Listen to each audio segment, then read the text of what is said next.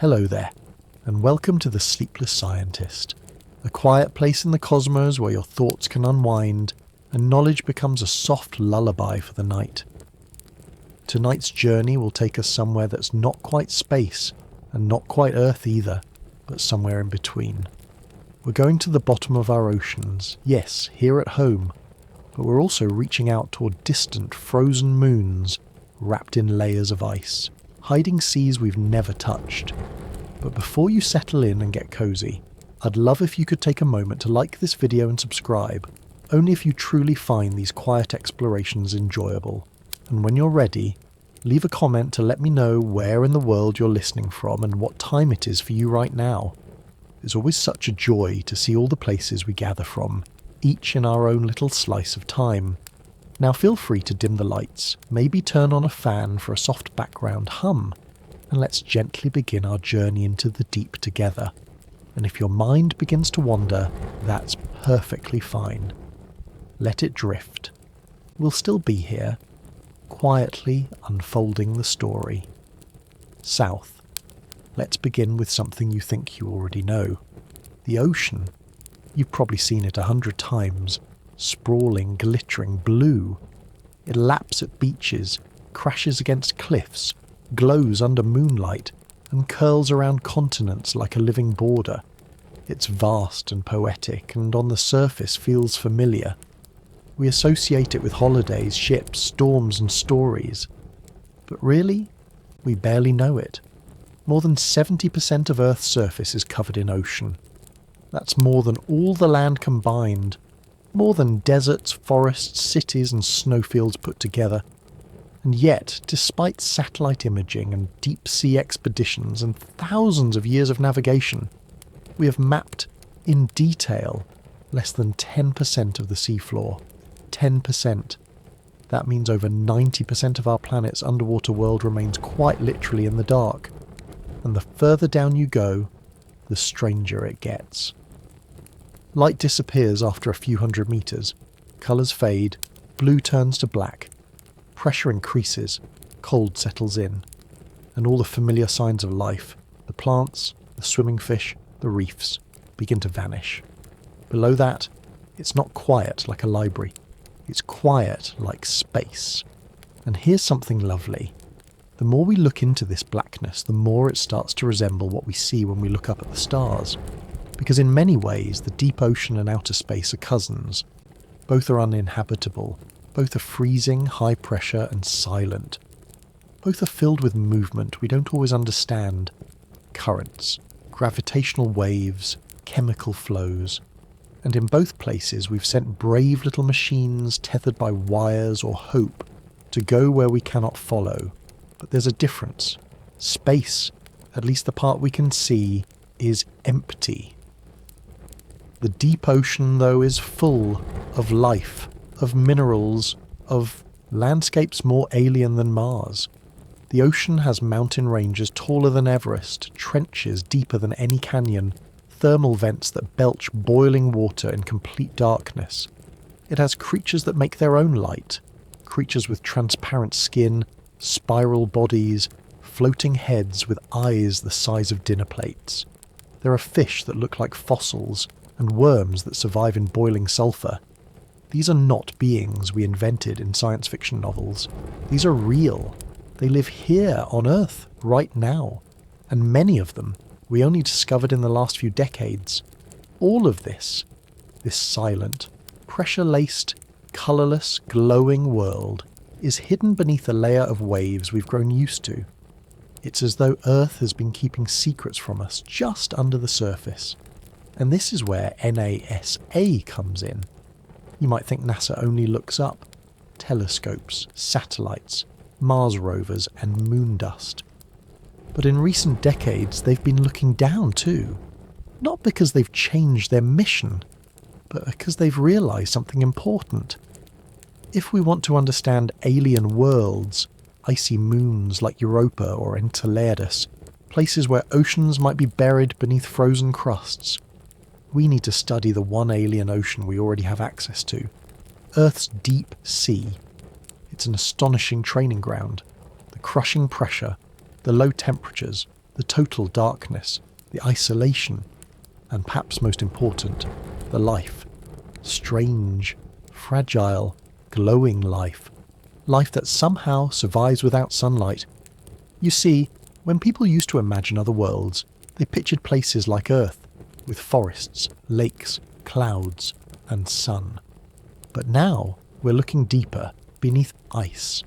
We're imagining alien oceans with no surface at all, places that never see stars, moons where water might exist, trapped below kilometres of frozen shell. And suddenly, the ocean beneath our feet becomes more relevant than ever, because it holds clues, not just about geology or chemistry or biology, but about possibility.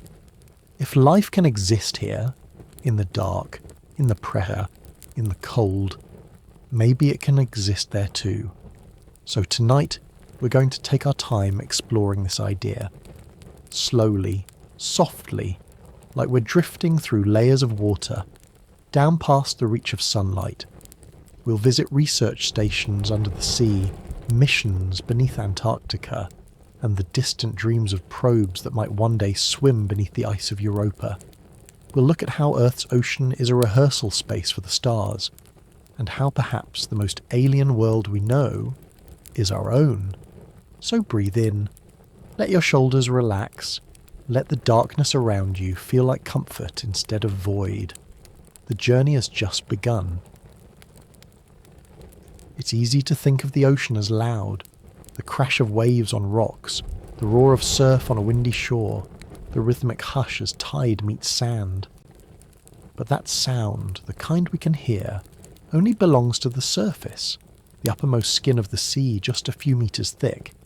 Beneath it, the noise falls away, gradually, then completely. And in the abyssal deep, the silence becomes something else entirely. It's not absence, it's pressure and weight, and stillness so total it hums through the body like a vibration too low to name. Imagine descending slowly, metre by metre away from the sun. The light fades not like a room going dark, but like memory dissolving. Colours go first. Red disappears at just 5 metres. Orange and yellow slip away soon after. Blue lingers the longest, but eventually it too is gone. Soon there is no colour. There is no up or down. There is only motionless black, so complete it feels like falling through a tunnel made of time. Your breath would fog a diving mask, but down here even breathing becomes a strange concept. There is no air to speak of, and if you were to open your mouth, pressure would crush your lungs before sound ever had the chance to leave them. This is not a place built for humans, and yet, life is here, at these depths, kilometres below the surface. The pressure is more than 1,000 times what we experience at sea level. That's the equivalent of having an elephant sit on every square inch of your body. Temperatures hover just above freezing, except near hydrothermal vents, where scalding mineral-rich water pours out of the seabed. No sunlight reaches here, no seasons, no weather. The same darkness, the same cold, the same crushing weight, year after year after year. But despite this, or perhaps because of it, life has adapted in the most peculiar and beautiful ways. There are fish with heads like translucent lanterns, whose eyes look up through their skulls to track prey silhouetted against the faintest flickers. There are jellyfish with pulsating ribbons of light, their bodies moving like sleepwalking dancers in zero gravity. There are amphipods, crustaceans no larger than your finger, whose bodies have evolved to handle pressure that would crush steel. Some of these creatures produce their own glow, using bioluminescence not only to attract mates, but to startle predators, light up prey, or simply drift in glowing silence, the only stars in their private sky. It's a theatre of survival, lit from within. But this isn't just a curiosity for marine biologists, it's a blueprint, a subtle map for what life might look like elsewhere. Because here, in the unlikeliest of places, life thrives without sunlight. Instead of photosynthesis, these organisms rely on chemosynthesis, a process where bacteria feed not on light, but on the chemical energy released from the Earth itself. Hydrogen sulfide, methane, and other minerals erupt from the seafloor through hydrothermal vents, and some species, especially tiny microbial life, convert those chemicals into energy. It's as though they've figured out how to eat stone and breathe gas, and from this chemistry, entire ecosystems bloom. These discoveries were a revelation. For centuries, scientists believed all life needed the sun. Even in the darkest cave or deepest soil, they assumed its warmth and light filtered down somehow, like the echo of a distant drum. But now we know sunlight isn't essential.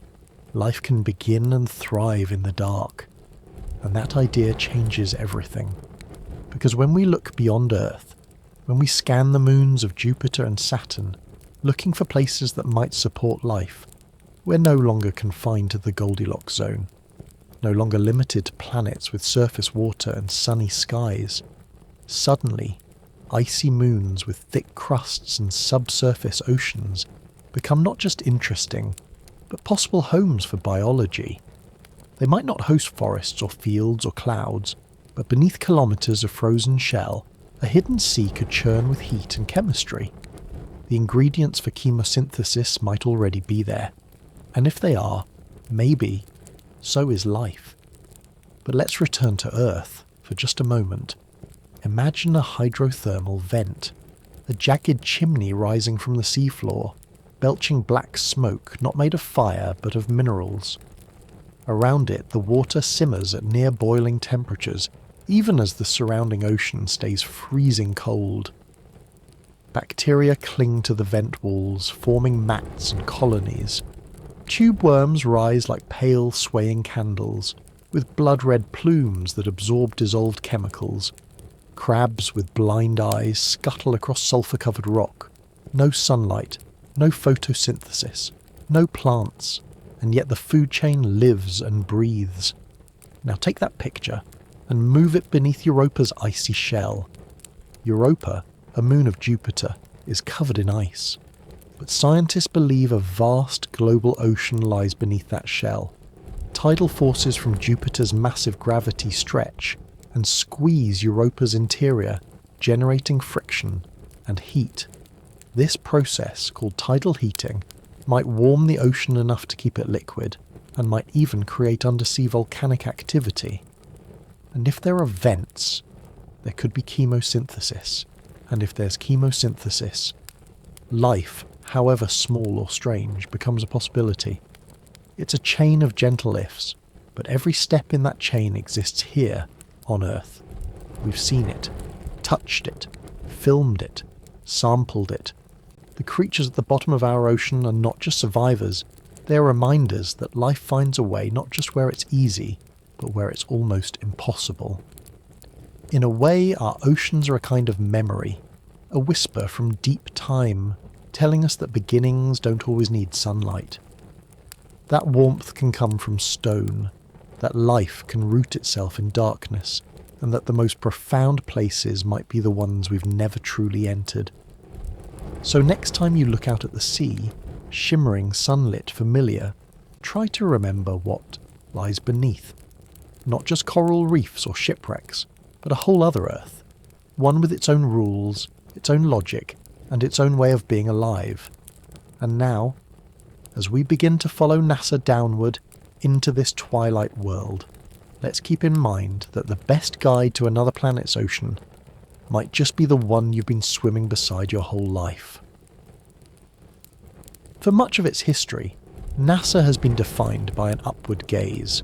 It was born from the fire of rockets and the poetry of exploration, an agency tasked with reaching into the sky to touch what seemed untouchable.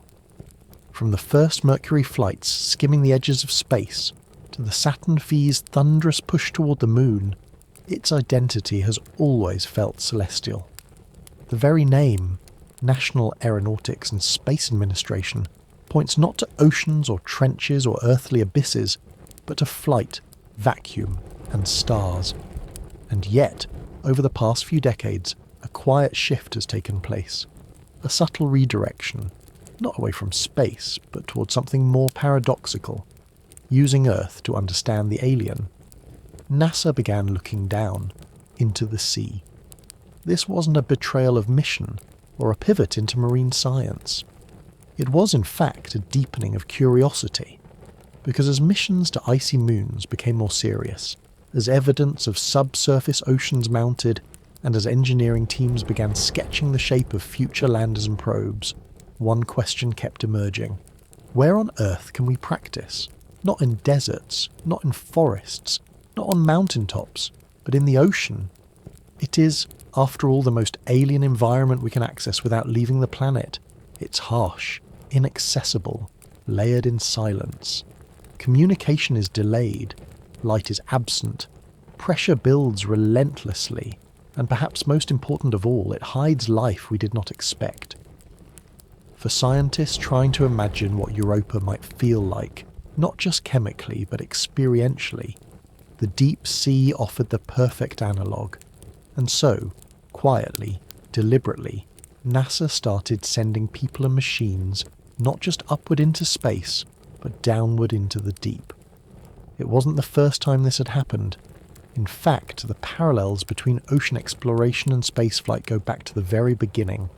Jacques Cousteau, the French oceanographer who brought the undersea world into living rooms through his documentaries, often described the sea as a silent world, a phrase that feels just as appropriate for the vacuum between stars.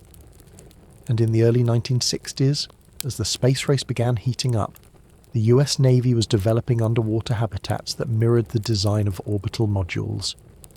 The technologies began to converge: life support systems, communication protocols, psychological training for isolation, even food storage and waste disposal. Living at the bottom of the sea required the same mindset as living in orbit: efficiency, resilience, and trust in your tools. And so, as NASA prepared for long-duration spaceflight, it quietly borrowed from the ocean playbook. Fast forward to the present, and that connection has only deepened. In Florida's turquoise coastal waters, roughly 19 meters below the surface, sits a cylindrical steel habitat nestled on the sandy seafloor.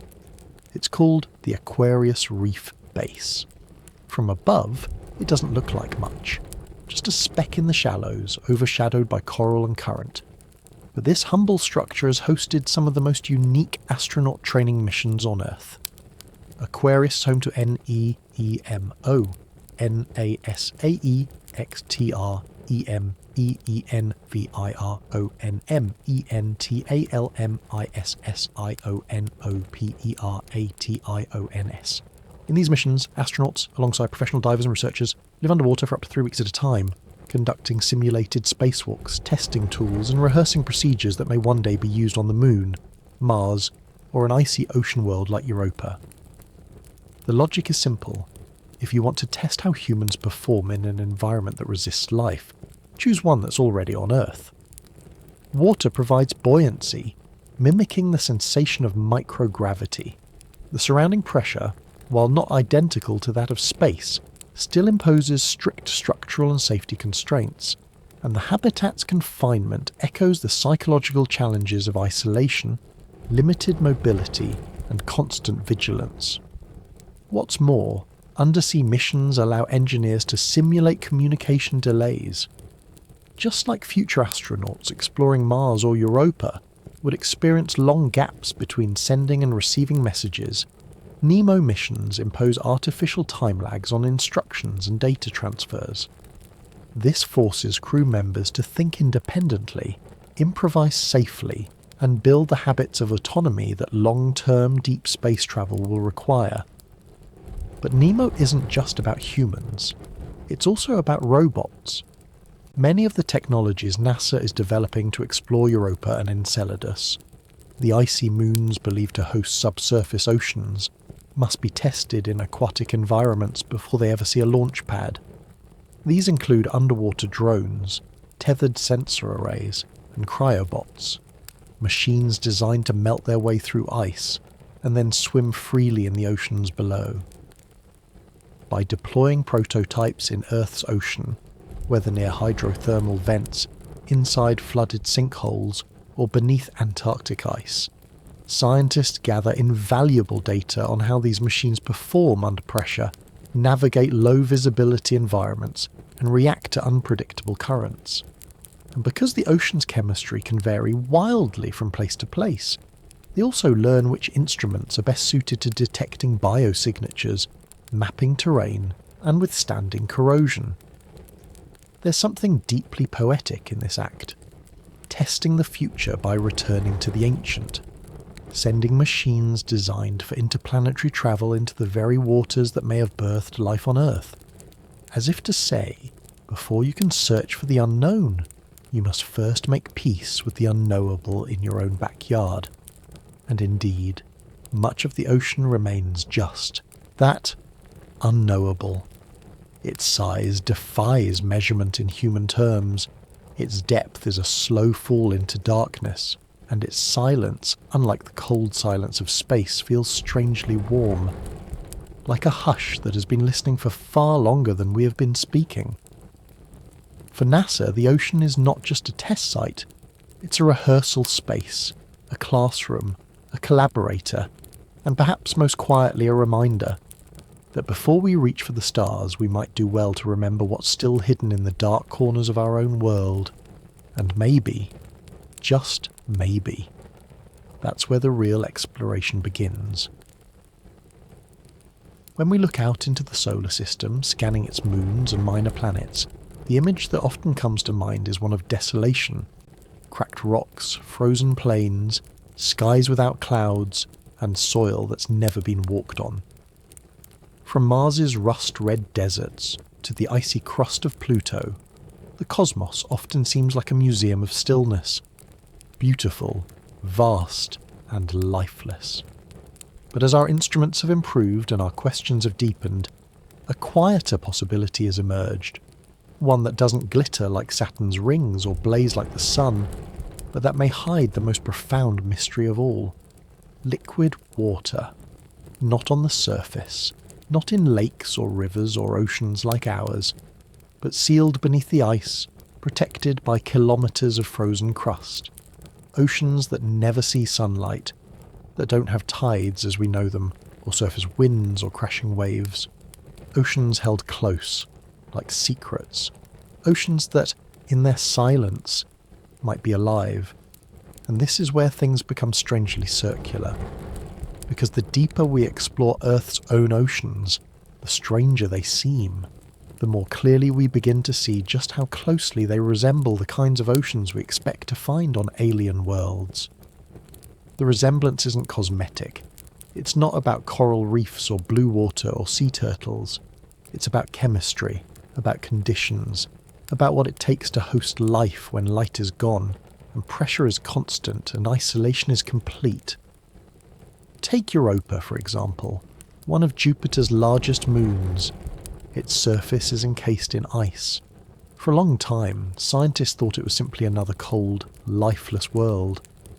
But as they studied its gravitational interactions with Jupiter, they noticed something strange. Europa's orbit is slightly elliptical, meaning that as it moves closer to and farther from Jupiter, it gets stretched and squeezed. This constant flexing creates friction within Europa's interior, and friction, even in deep space, means heat. That heat, generated by tidal forces, may be enough to melt the ice beneath the surface. In fact, it may have already done so. There's now strong evidence that beneath Europa's icy shell lies a vast ocean, possibly more than twice the volume of all Earth's oceans combined. And if that's true, then Europa doesn't just have water, it has liquid, salty, possibly warm water. The kind of water that doesn't just sit still, but moves, circulates, mixes with rock, conducts chemistry. In other words, the kind of water that might allow life to begin. This isn't a wild guess, it's an extrapolation, drawn gently and carefully from what we already know here, on Earth. Because we've seen life begin in the dark. We've seen it thrive in places with no light, with no surface, with no atmosphere. We've seen it use heat from rocks and energy from minerals. And every time we find a new example, another hydrothermal vent, another subglacial lake, It strengthens the case that life doesn't need sunlight. It doesn't need oxygen or surface weather or plants. It needs water. It needs energy. And it needs time. And that's exactly what Europa might have. But Europa is not alone. Enceladus, a small moon of Saturn, is now believed to have a subsurface ocean as well. And unlike Europa, Enceladus gives us occasional glimpses. Through fissures in its south pole, sometimes called tiger stripes, jets of water erupt into space. These plumes contain salty ice, organic compounds, and tiny grains of silica, which may come from hydrothermal activity on the ocean floor. It's as if the moon is whispering, "Look, I have something to show you," and we are listening. Scientists have long dreamed of sending a probe not just to land on these icy moons, but to dive beneath their crusts, to melt through the ice, slowly and carefully, and drop a small, self-guided explorer into the black ocean below. A machine that could swim, scan, taste the water, and send messages back to Earth. A robot not of conquest, but of curiosity. But before such a machine can be trusted to swim where no light shines, it must practice. And Earth's oceans, in all their cold, crushing, complex glory, offer the most realistic rehearsal space we have. The similarities are more than metaphorical. The pressure at the bottom of Earth's Mariana Trench is about 1,100 times atmospheric pressure at sea level, similar to what we expect near the base of Europa's ice-ocean interface. The temperatures are near freezing. The chemistry, though different in detail, is close enough to be useful, and in both places light doesn't just fade, it vanishes entirely. The only illumination comes from what you bring with you, or what the creatures themselves create. So NASA has been testing, not just software and sensors, but entire philosophies of exploration. How do you navigate when GPS doesn't work? How do you collect data in a fluid medium without contaminating the sample? How do you communicate through thick ice over vast distances with signals that may take hours to return? And what do you do if something goes wrong in a place you can't reach, can't see, and can't fix? These are not just engineering questions, they're emotional ones too. Because exploring an alien ocean isn't just a technical challenge, it's an act of surrender. You send something you built, something small and careful and full of purpose, into a blackness that might not answer. You wait, and you hope. And in that waiting there is something very human. Something that feels like sitting beside a sleeping sea on a windless night, wondering not if the water will speak, but whether you'll know what it means if it does. Because if life exists out there, in some distant, dark, pressurized sea, it may not look like anything we've ever seen. It may not be complex. It may not be aware. It may not even move in ways we'd recognize. But it would still be life. A second Genesis. A confirmation that Earth is not the only place where matter has learned to replicate, to adapt, to endure. And if we ever find that, even just once, everything changes. But even if we don't, the search itself becomes meaningful. Because in searching, we're not just looking for others, we're learning to see ourselves. We're tracing the boundaries of life's possibility. And we're learning slowly and quietly that Earth's own oceans may still be the strangest oceans we know. Far below the shimmer of sunlight on the ocean's surface, resting quietly in the shallows off the Florida Keys, there lies a capsule not unlike the ones we send into orbit. It's not floating through the vacuum of space, but it feels just as remote. It doesn't drift among the stars. It sits on sand and coral, surrounded by schools of fish and the slow drift of seaweed. But for those who live inside, it may as well be a spacecraft. It's called the Aquarius Reef Base, and it's the only undersea laboratory of its kind in the world. A modest steel cylinder, bolted to the ocean floor, equipped with bunks, a galley, communication systems and compressed air. From the outside it looks like a small industrial tube that somehow lost its way and landed among the reefs. But inside it's a cradle for one of NASA's most unusual and vital programs, NEEMO, the NASA Extreme Environment Mission Operations. Despite its unassuming name, NEEMO is where astronauts prepare not just their bodies, but their minds for the extreme strangeness of space, and eventually for missions beyond Earth orbit. You might wonder, why send astronauts underwater? What can it teach them that a simulator or a space capsule mock-up on dry land cannot? The answer is simple, but profound. The ocean resists you, it pushes back, it surrounds you in silence, it swallows sound, filters light, and applies constant pressure. It removes easy exits, it demands respect. In these ways, it resembles space far more closely than any classroom ever could. Life inside Aquarius is slow, deliberate, and confined. Just like aboard the International Space Station, every movement must be planned. There is no casual opening of a door, there is no quick walk outside. Exiting the habitat requires donning gear, checking oxygen, adjusting for pressure, and carefully coordinating with a team. Even sleep is shaped by the environment. The rhythmic hush of currents replaces city noise. The darkness is thick and unbroken, save for the soft interior lights and the occasional flicker of bioluminescence through the portholes. Each NEEMO mission lasts between 7 and 20 days. During that time, the crew, usually a mix of astronauts, engineers and professional aquanauts, lives in saturation. That means the pressure inside the habitat matches the surrounding ocean at depth, allowing them to perform longer underwater spacewalks, without having to undergo lengthy decompression every time. They eat, sleep, work and train in this environment, simulating tasks they might one day perform on the surface of the Moon, or Mars, or beneath the icy crust of Europa. But NEEMO isn't just about physical training. It's about learning how humans function in a place that is both beautiful and indifferent.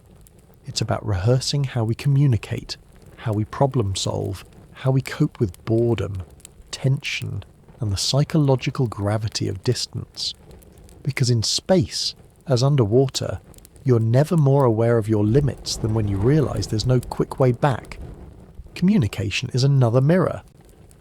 While teams inside Aquarius can technically talk to the surface in real time, NASA often introduces deliberate time delays during simulations, just like those astronauts will experience on real interplanetary missions. A message to Mars, for example, might take 20 minutes to arrive and 20 more to return. That delay turns every question into a test of judgment. It forces the crew to think independently, trust their training, and make decisions without constant input. It also teaches the support team, those monitoring from above, to let go of control, to offer guidance rather than instruction, and to listen with patience instead of panic. And then there's the isolation, a factor that's harder to measure but always present. Underwater, the world feels muffled. Even though the habitat is just a short boat ride from land, psychologically it feels much farther away. The ocean creates a natural barrier, not just of pressure and water, but of perception. The light is different. The sounds are different. The very rhythm of time begins to shift. Without a clear sunrise or sunset, days blur. Meals become anchors. Tasks become rituals. The crew begins to adapt, forming a miniature society with its own pulse. In this environment, astronauts learn how to manage limited resources, confined space, and emotional distance. They learn how to check in with one another, how to communicate clearly and gently, how to maintain routine without falling into stagnation. They learn what to do when the silence begins to stretch, when thoughts wander into strange corners, and when sleep arrives too slowly or too soon. What's remarkable is that for all its limitations, Aquarius offers a kind of peace. A strange humming stillness that allows for focus, presence and clarity. In its soft mechanical buzz and gentle swaying, it creates a kind of suspended time. Here, the noise of modern life fades, replaced by something older. Something that resembles the womb, or the distant past, or the feeling of floating just beyond thought. and perhaps that's why it works so well. Not because it's a perfect replica of space, but because it reminds the body and the mind of what it feels like to be completely elsewhere. Not just geographically, but psychologically. Astronauts who spend time in Aquarius often describe a kind of reverence, a calm intensity, a sharpening of awareness. They emerge not just prepared for spaceflight, but softened by stillness, grounded by immersion. So while the public often sees astronauts in bright white suits, walking across deserts in training exercises, or floating weightless in aircraft during parabolic flights, there's another kind of preparation, one that happens far from view, under the quiet pressure of the sea. It's not glamorous, it's not loud, but it's essential. Because if we hope to send people to other worlds with ice crusts and buried oceans and long, silent nights, we need to understand not just how to get them there, but how to keep them well once they arrive. And that journey doesn't start with rockets. It starts with breath, with pressure, with listening, with sleep in a steel cylinder held in place by sand and silence, while the ocean slowly rocks you into knowing what it means to be very far from home. There's a peculiar thing that happens when you remove the usual markers of time, when there are no sunrises to greet you, no shifting afternoon light to remind you of the hour, no distant traffic or birdsong or evening breeze to signal the world's steady spin. Time begins to dissolve. It doesn't vanish. It stretches, folds, doubles back. What once felt like a day becomes a long, soft ribbon of tasks and thoughts, unanchored from the outside world. That's what life feels like inside the Aquarius Reef Base. While astronauts and aquanauts stay submerged for NEMO missions, they live in a suspended world where the external clock, the clock of Earth above, is still ticking but no longer in control. In here, deep beneath the waves, you're on mission time. And mission time, much like space-time, isn't measured in hours. It's measured in cycles, in checklists, in meals, in messages, in carefully tracked simulations, in silence that builds like pressure, in moments when the walls feel closer than they did yesterday, and in others when the world feels beautifully still. What Aquarius does, beyond testing tools and procedures, is offer a living study of the human mind under compression. Not just physical compression from the water above, but psychological compression. The narrowing of space, the thinning of novelty, the repeated dance of predictability. The mental environment becomes just as rich and important as the physical one. Inside Aquarius, the habitat hums constantly. Fans push air, filters churn, systems whir softly to keep oxygen flowing and carbon dioxide low. Crew members wear shorts and t-shirts, their bare feet sliding along metal floors, their voices hushed not by protocol but by atmosphere. Conversation is casual but purposeful, often tinged with focus. There's always something being monitored, always a task waiting. Yet in between these tasks there are moments of pause, moments where the only thing moving is the light outside the porthole, refracted through seawater, wrinkling like thoughts. These conditions, as gentle and strange as they are, begin to reshape people. For example, one of the first psychological shifts is how people perceive their own thoughts. In the absence of social noise, phones, traffic, busy calendars, people begin to hear themselves again. Not in a dramatic way, more like an old radio tuning itself back into a quiet station. Emotions surface more slowly. Ideas arrive more fully formed. Frustrations sometimes rise faster, but so too does empathy. You are, after all, sharing a very small space with others who are experiencing the same pressure, both literal and mental. The result is a kind of accelerated intimacy, a closeness that can bring either calm or tension, depending on how it's managed. NASA uses this environment to study crew dynamics, how people adapt to one another, how leaders emerge, how conflict arises, and more importantly, how it resolves. because on future missions to the Moon or Mars or even farther, the crew won't be able to step outside for a walk or call home on a whim or meet new people at the end of the week. They'll have only each other. For months, maybe years. And what's tested in Aquarius is not just resilience, but rhythm. The ability to move together through time without stepping on each other's mental feet. The rhythms are quiet ones. Wake up is at a set time, often adjusted for simulation schedules. Breakfast is quick but communal. Morning meetings set the tone for the day, assigning tasks and reviewing safety checks. Underwater excursions, simulated spacewalks, take up large blocks of time and require careful coordination. Evenings are slower, given to data entry, repair logs, and small debriefs. Dinner is often the most social meal. Laughter appears, sometimes unexpectedly, and then the slow wind down. Sleep comes early, though not always easily. Some crew members listen to music, others read. A few just lie still, listening to the hush of pumps and water outside, their thoughts floating somewhere between day and dream. But even this rhythm, carefully constructed as it is, can be interrupted. Because just like in space, emotions are magnified in isolation. A minor annoyance can feel sharp. A miscommunication can echo. Time can feel stagnant. Which is why mental health support, even in these short missions, is taken seriously.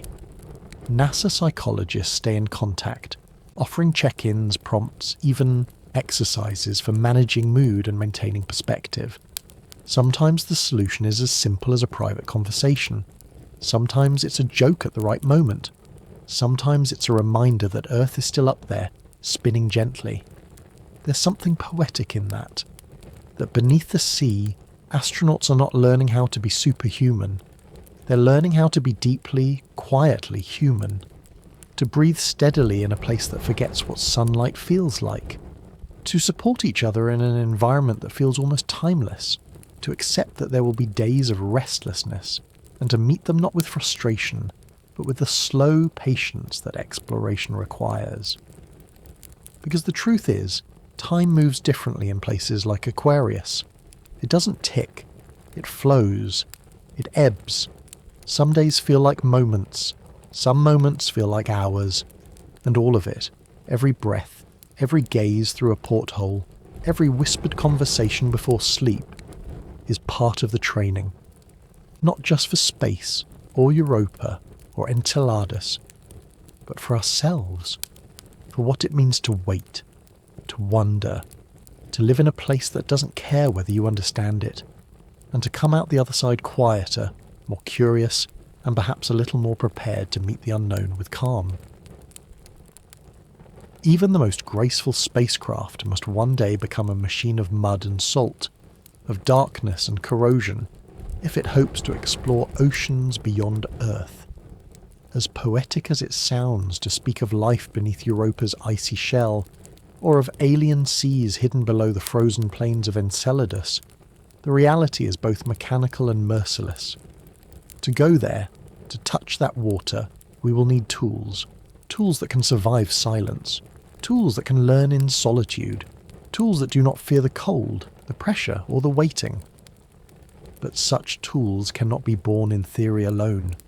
They must be tested, submerged, strained, allowed to fail.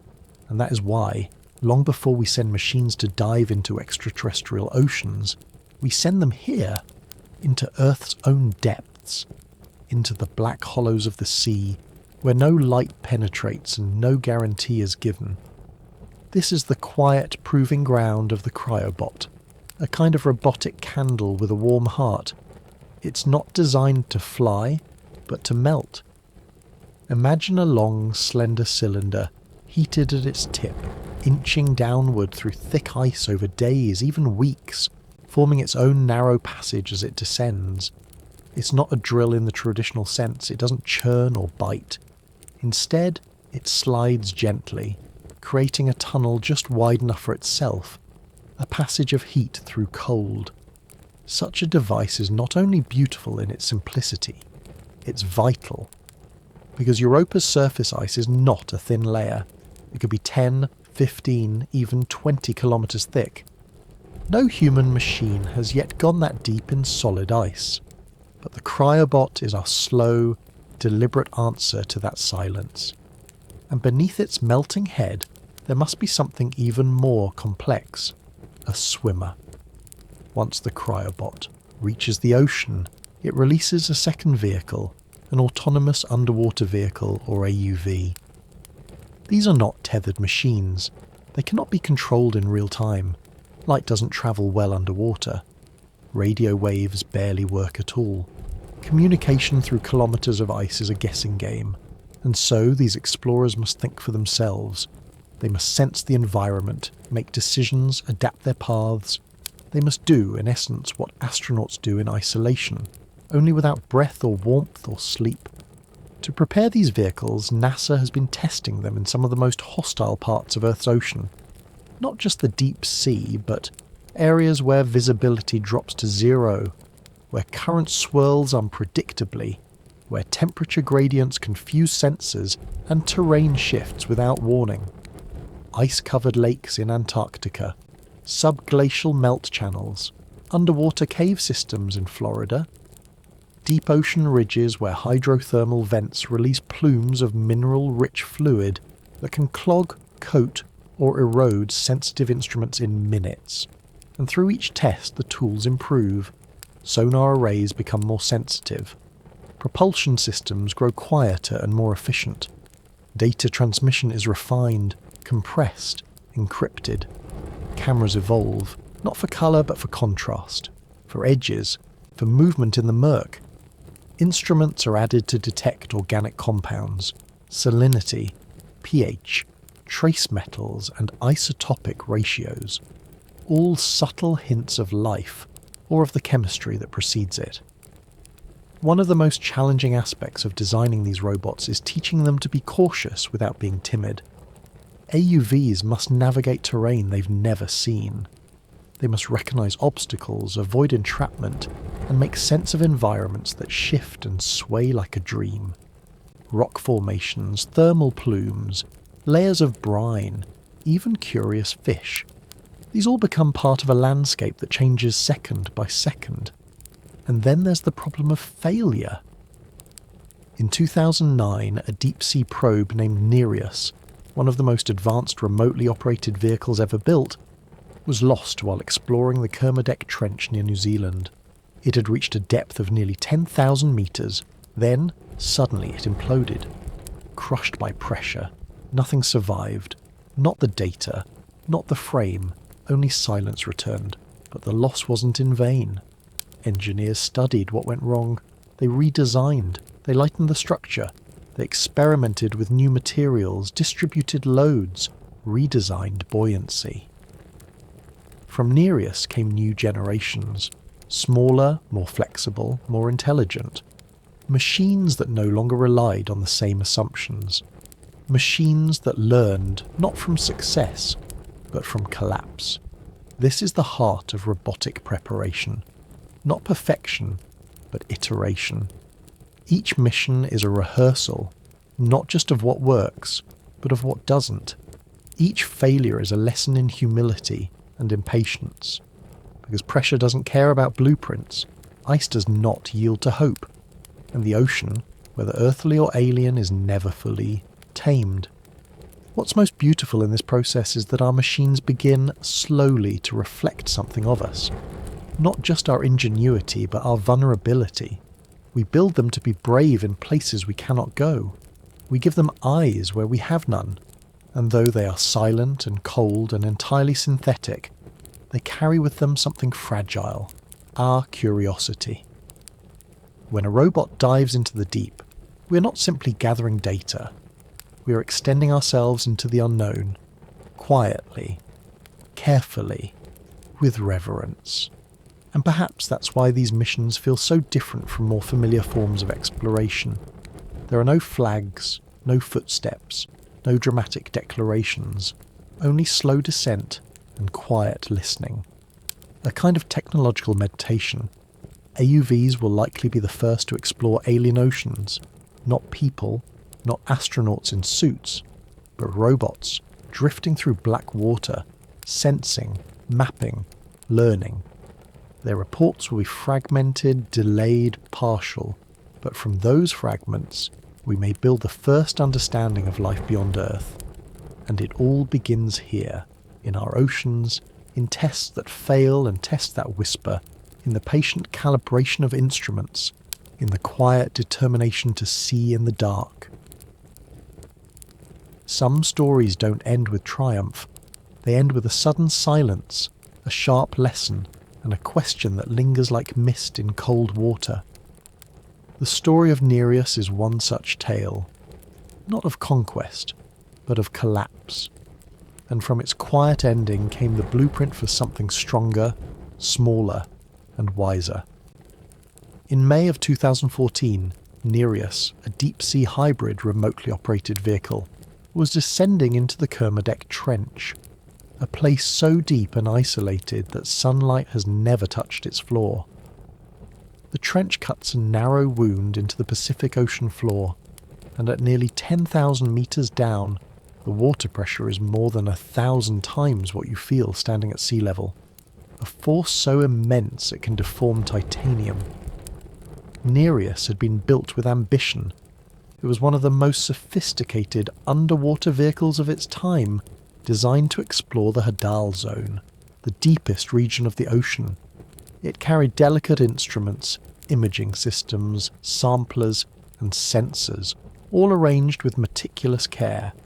It had already completed dives in the Mariana Trench and elsewhere, revealing strange geological formations and life forms that had never been seen before. But at a depth of around 9,990 meters, it vanished. There was no explosion, no alarm, no cry for help, just a loss of signal. Later, when parts of its structure were recovered floating at the surface, it became clear Nereus had been crushed, imploded by the very pressure it was designed to withstand. The scientific community responded not with blame, but with a solemn kind of awe. The ocean had reminded them once again of its scale, its indifference, its capacity to test the limits not just of machinery, but of imagination. Yet even in loss, there was momentum. The lessons from Nereus about material fatigue, structural redundancy, vibration tolerance, buoyancy failure were gathered, examined, folded into the next attempt. Enter Orus. If Nereus was a pioneer, Orus is a monk, small, quiet, patient and disciplined. It is part of a new generation of underwater vehicles, designed not for grand dives of publicity, but for persistence, for subtlety. Where Nereus was relatively large and packed with onboard power, Orus is lighter and more adaptable. It is built with modularity in mind. Its components can be swapped, tested, reconfigured. Its body is layered not just with sensors, but with the logic of past mistakes. And most importantly, Orus is not just a tool. It's a philosophy. It embodies a change in mindset, from thinking of deep-sea exploration as heroic conquest, to seeing it as careful conversation. We no longer build machines to dominate the ocean. We build them to survive it, to learn from it, to listen. Orus is part of a broader trend in robotic design, particularly for missions that might one day reach alien oceans. These next-generation AUVs are being developed to tolerate extreme pressure without overbuilding. That means new materials, syntactic foams that resist crushing, ceramics that remain stable under deformation, composites that flex slightly rather than shatter. There's also innovation in autonomy. Unlike older robots that followed rigid programming or required constant guidance, Orus and its cousins can now map their surroundings in real time, adapting to unexpected terrain. They make decisions without waiting for signals. In the depths of Earth, or the silence beneath Europa, such autonomy may be the only option. What makes these machines beautiful is not just their function, but their restraint. In a world addicted to speed, they are slow. In a world obsessed with control, They surrender to the currents. In a world filled with noise, they move without sound. Orus doesn't boast, it learns. Each dive adds to its quiet vocabulary of pressure and temperature, of salinity and vibration. It remembers without words, stores without sentiment, and in doing so, it becomes more than a machine. It becomes a witness to a part of Earth most of us will never see, a witness to environments that may mirror the oceans of distant moons, a witness to silence, that oldest and most enduring of landscapes. There is something oddly emotional about this, about sending a little crafted vessel smaller than a boat into the black. Not because it will return with treasure or glory or even clear answers, but because the act of sending it is itself meaningful. It's a gesture, a reaching, a hope folded into circuitry. And perhaps that is what exploration has become in this new century. Not flags planted on summits, not cheers in mission control, but the slow, careful construction of vessels that do not demand attention. Only the chance to endure, the chance to touch what has not yet been touched, and to return, with whispers. Orus may one day be followed by others, faster, deeper, smarter, but each will carry the lineage of Nereus, the memory of failure, the lesson of humility, the reminder that to explore the unknown is not to conquer it, but to accept its terms. And when we think, in the future, of sending a cryobot to Europa, of melting down through that cold crust, of entering a sea that has been untouched for billions of years, we will know that it began here, with Nereus, with Orus, with silence, with listening, with the understanding that survival, in places where pressure rules, is itself a form of grace. Among the many moons that orbit the giant planets of our solar system, one stands apart, not because it shines the brightest, or because it hosts towering volcanoes or rings of icy mist, but because it keeps a secret, a quiet, careful secret, sealed in ice. Its name is Europa. Europa orbits Jupiter, the largest planet in the solar system, a gas giant whose storms could swallow Earth whole, whose gravity sculpts the orbits of moons, comets, and even fragments of sunlight. Amid that ballet of motion, Europa spins in locked step, always facing Jupiter with the same face, always pulling and being pulled in a gravitational dance that is anything but still. At first glance, Europa seems cold and quiet.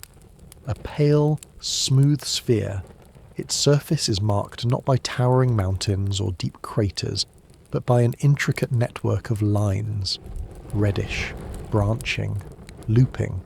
They cross and recross one another like the cracks in old glass, or the veins beneath translucent skin. Some stretch for hundreds of kilometres, others spiral or intersect in sudden inexplicable patterns. For decades, scientists weren't quite sure what to make of them, but then quietly, a hypothesis emerged, one that would change everything. What if these lines were fractures in ice? What if beneath that ice was water? Not puddles, not pockets, but an entire ocean. It sounds improbable at first. Europa is far from the sun, 5 times farther than Earth. It receives only a fraction of the warmth we enjoy. Its surface is so cold that water is as hard as stone, and carbon dioxide would freeze like snow.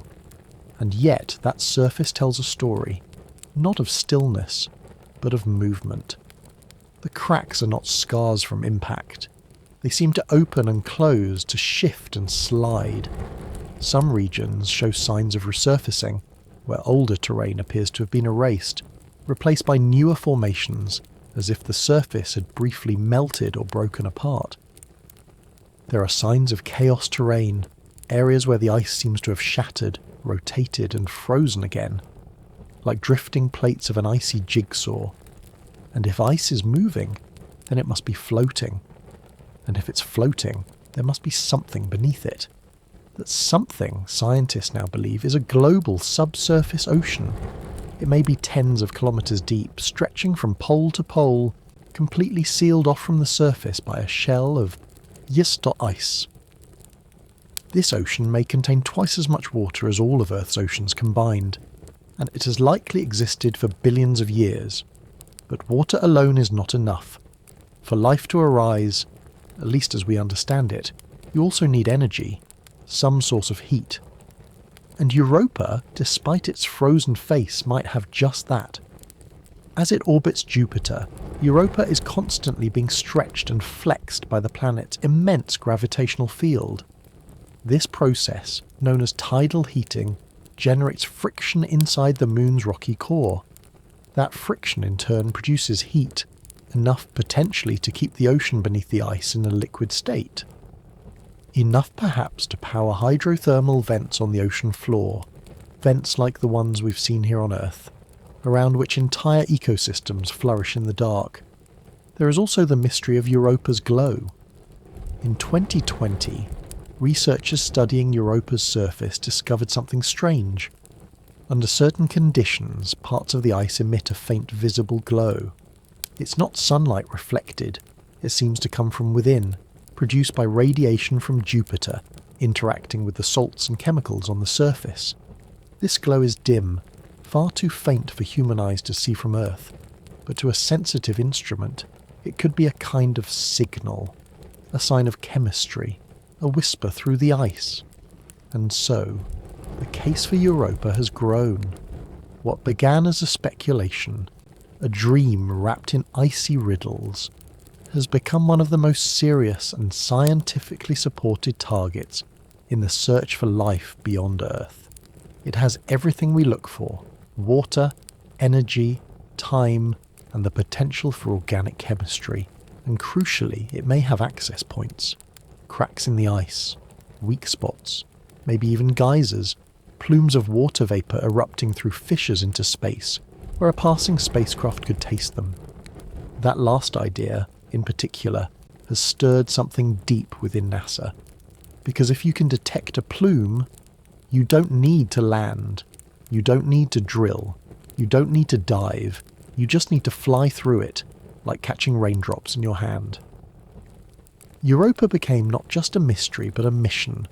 The Europa Clipper, scheduled to launch in the mid-2020s, is NASA's most ambitious step toward answering the question of life in the solar system. The spacecraft will orbit Jupiter and make dozens of close flybys of Europa, gathering data on its ice shell, its composition, its magnetic field, and perhaps its elusive plumes. Its goal is not to find life directly, but to ask a softer, more patient question. Could life be here? Could this be the kind of place where something lives, and has lived, in the dark, for longer than we've been alive in the light? Europa doesn't promise answers, but it offers a silence that might one day speak, and that is more than enough. Because for all its ice and mystery, Europa feels oddly familiar, like the bottom of Earth's oceans, like the stillness beneath Antarctic ice, like a place where pressure builds quietly, where warmth whispers through stone, and where life, if it comes, will not shout, it will shimmer. To explore a place without setting foot on it, to study an ocean without breaking its surface, to listen without speaking first. These are the guiding principles behind NASA's Europa Clipper mission, a spacecraft designed not to invade or conquer, but to orbit and observe. In a world that often equates exploration with landing, drilling or building, Clipper takes a gentler approach. It asks, what can we learn from above? And more importantly, what can we learn by being quiet? The Europa Clipper, scheduled to launch in the coming years, is not a lander. It will not touch Europa's surface. Instead, it will enter orbit around Jupiter and make over 50 close flybys of Europa during its mission, each one an opportunity to gather detailed data about the Moon's icy shell, its magnetic field, its surface composition, and the tantalizing possibility of water plumes erupting into space. Think of it like circling a cathedral, studying its stained glass from every angle, listening for the sound of a choir within, trying to understand the shape of something sacred without ever stepping inside. The spacecraft itself is a marvel of balance, complex yet subtle. It carries a suite of 9 scientific instruments, each designed to probe a different mystery. There's an ice-penetrating radar, which will send radio waves through Europa's surface and listen for echoes, helping map the thickness and layering of the ice shell. There's a thermal imager, looking for warm spots, areas where the subsurface ocean might be closest to the surface. There are spectrometers for identifying chemical signatures, cameras for high-resolution imaging, and a magnetometer to trace the moon's weak but revealing magnetic field. All of these tools are quiet listeners. None of them will dig or drill. Instead, they gather echoes, light, subtle changes, variations in gravity, whispers in magnetism. The Clipper is, in many ways, a spacecraft of patience, designed not to act, but to attend. One of its most intriguing goals is to catch a plume. Europa may, like Saturn's moon Enceladus, occasionally release jets of water vapour into space, faint, brief, unpredictable geysers that rise above the icy surface and fall again as snow. Evidence for these plumes is still debated. Some instruments, like the Hubble Space Telescope, have captured faint signs, transient blurs of light, small changes in ultraviolet absorption, but nothing has yet confirmed them with certainty. Clipper will try. Some of its flybys are carefully plotted to pass through potential plume zones. If a plume is present, even briefly, the spacecraft can fly through it, collecting samples of the icy spray. Within that spray might be salts, organics, or even biological markers. Not life itself, perhaps, but the ingredients of life. The signs that something below the ice is complex, active, alive in the chemical sense. But how do you taste something you can't see? You do it by building instruments that can smell the airless dark. The SUDA instrument, short for Surface Dust Analyzer, will analyse tiny ice grains, much like a taste bud for frozen chemistry. Another tool, the MassSpec's mass spectrometer, will measure trace gases, oxygen, hydrogen, methane, and help determine whether what's inside Europa's ocean is merely salty or surprisingly strange. Even if no plume is found, Clipper won't return empty. Its radar will help map the topography of the ice shell, perhaps identifying regions where it's thin or fractured, locations that future missions might target for landing. Its magnetometer, by measuring how Europa's magnetic field shifts as the moon moves through Jupiter's vast magnetic environment, will help estimate the depth and salinity of the subsurface ocean. Salty water conducts electricity. Fresh water does not. From this, scientists can infer what the ocean is made of, whether it's more like our seas or something far more exotic. There's something deeply poetic about this form of exploration. It's not immediate. It's not bold. It's a series of orbits, a slow gathering of details, a long conversation conducted in the language of data. No flag will be planted, no human foot will press into the ice. But in some ways, this is a more respectful kind of science, one that acknowledges the difficulty of intrusion and the value of watching first. Europa Clipper is, in essence, a scout, a careful one, a messenger sent ahead of bolder missions to come. NASA has already begun considering what might follow it. Perhaps a lander equipped with drills or melters, perhaps a cryobot that could, one day, descend into the ocean itself. But for now, Clipper is the first knock on the door, a soft, orbital knock. And perhaps that's enough, because the first step toward understanding is not to break, but to observe, to let the mystery speak on its own terms. And if Europa speaks, it will not be with voices or motion or waving tendrils. It will speak in traces, in jets of ice, in shifting salts, in patterns in magnetic fields, in warmth beneath cracks. The Clipper mission reminds us that science can be slow, that truth does not always come in shouts or flashes. that sometimes we have to orbit a question again and again, letting it change shape each time until we begin to glimpse the outline of an answer. Europa is still a mystery, but soon it will be a mystery with more light, more detail, more data, and in those details perhaps a hint of the oldest question of all. Are we alone? If we're lucky, Europa might whisper something back. If we are patient, we might understand it. It is one of the smaller moons in the solar system, barely 500 kilometers across, small enough to fit comfortably inside the United Kingdom or the state of Arizona. From a distance, Enceladus looks like a smooth, snowy marble, pure white and quiet, caught in the gravitational embrace of Saturn and its rings. It's easy to overlook, easy to assume, as many once did, that it must be geologically dead, a frozen relic, shining in the darkness but empty within. But Enceladus had a secret, a shimmering, rising secret, whispered not in words, but in water. In 2005, NASA's Cassini spacecraft, sent to study Saturn and its many moons, approached Enceladus for a routine flyby. What it found transformed the quiet moon into one of the most compelling places in the solar system. Cassini detected plumes of water vapour erupting from Enceladus's south pole. Tall, thin jets shooting out into space from what appeared to be cracks in the surface ice. These jets weren't just faint mist. They were powerful geysers, stretching hundreds of kilometres above the moon, made of water vapour, ice grains, and a suite of organic molecules. It was the first time that water had been seen escaping into space from another world. The source of these plumes? A subsurface ocean hidden beneath Enceladus's icy shell. The surface is cold, very cold, plunging to minus 200 degrees Celsius.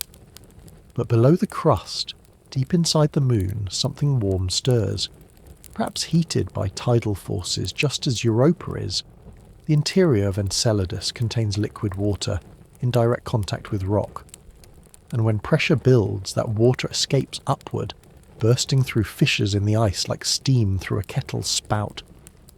Cassini didn't just see these plumes, it flew through them. Imagine that, a spacecraft, drifting hundreds of millions of kilometres from Earth, passing through an alien geyser. Its instruments collected samples of the frozen spray, tasting in a sense the ocean of another world. And what it found was extraordinary. Within the icy particles were salts, silica grains, carbon dioxide, methane, and complex organic compounds, the very ingredients that, on Earth, are associated with life. Even more remarkably, the silica grains were shaped in a way that strongly suggested they had formed at hydrothermal vents, locations on the ocean floor where water, heated by interaction with rock, rises through mineral chimneys. This was a moment of profound realization. Not only did Enceladus have an ocean, it had an ocean that appeared to be chemically active, warm, mineral-rich, and perhaps, just perhaps, habitable. It was as if Enceladus had raised its hand in the cosmic classroom, not to shout an answer, but to say softly, "I may know something. I may have something to share." Unlike Europa, Enceladus doesn't hide its ocean entirely. It vents. It breathes. It gives us a direct line of communication, however thin, and it does so with regularity. Those cracks near the South Pole, dubbed the tiger stripes, remain active. The plumes continue, and with them, the possibility that something moves below, not with thought or design perhaps, but with chemistry, with persistence. What's particularly beautiful about Enceladus is its scale. It is small, fragile seeming, and yet within it may lie one of the richest oceans in the solar system. Its gravity is so weak that a person could leap into the sky with a running start. Its icy plains stretch in quiet emptiness. Yet beneath all of it, a sea with vents, a sea with salt, a sea with organic whispers. Cassini didn't just observe, it lingered. It performed multiple flybys. It refined its instruments. It mapped the plumes, traced their composition, and studied their patterns. It taught us how to listen better, how to recognise what matters, how to think small when searching for something big. We don't know if life exists in Enceladus's ocean. But if life does exist elsewhere in our solar system, many scientists believe this is where we might find it first. Not on a dramatic new planet, not under a bright sun, but inside a tiny moon, hidden in the shadows of Saturn's rings. Plans for future missions are already being discussed. Proposals include landers to collect and analyse fresh snow from the plumes, or orbiters designed to study the emissions in even more detail. Some dream of sending a probe to the base of the tiger stripes, to listen more closely to what the water says. But even without such missions, Enceladus has already changed our understanding. It has reminded us that life does not require Earth-like conditions. It does not need sunlight or cities or forests. It may not need air. It may not build or speak. It may simply persist in warmth and dark, drawn together by chemical gradients and ancient heat. In this way, Enceladus becomes more than a moon. It becomes a symbol, a lesson, that in the quietest corners of space life might still be whispering, that not all oceans roar. Some simply rise and fall and reach toward the stars in a spray of hope. And so Cassini moved on, but the question remains. Not loud, not burning, but gentle. A question that glows just beneath the ice, waiting for a visitor who can finally hear it fully. Among the many worlds in our solar system, there is one that feels eerily familiar. It has lakes and rivers, weather patterns, a dense atmosphere, even seasons that change slowly over the years. There are clouds in its skies, wind on its surface, dunes that drift. It is not Earth, but it behaves like a distorted dream of Earth, one that fell asleep in deep cold and never quite woke up. This is Titan, the largest moon of Saturn. Larger than Mercury, wrapped in a thick orange haze, Titan has long captured the curiosity of planetary scientists. Its surface cannot be seen from space with ordinary cameras.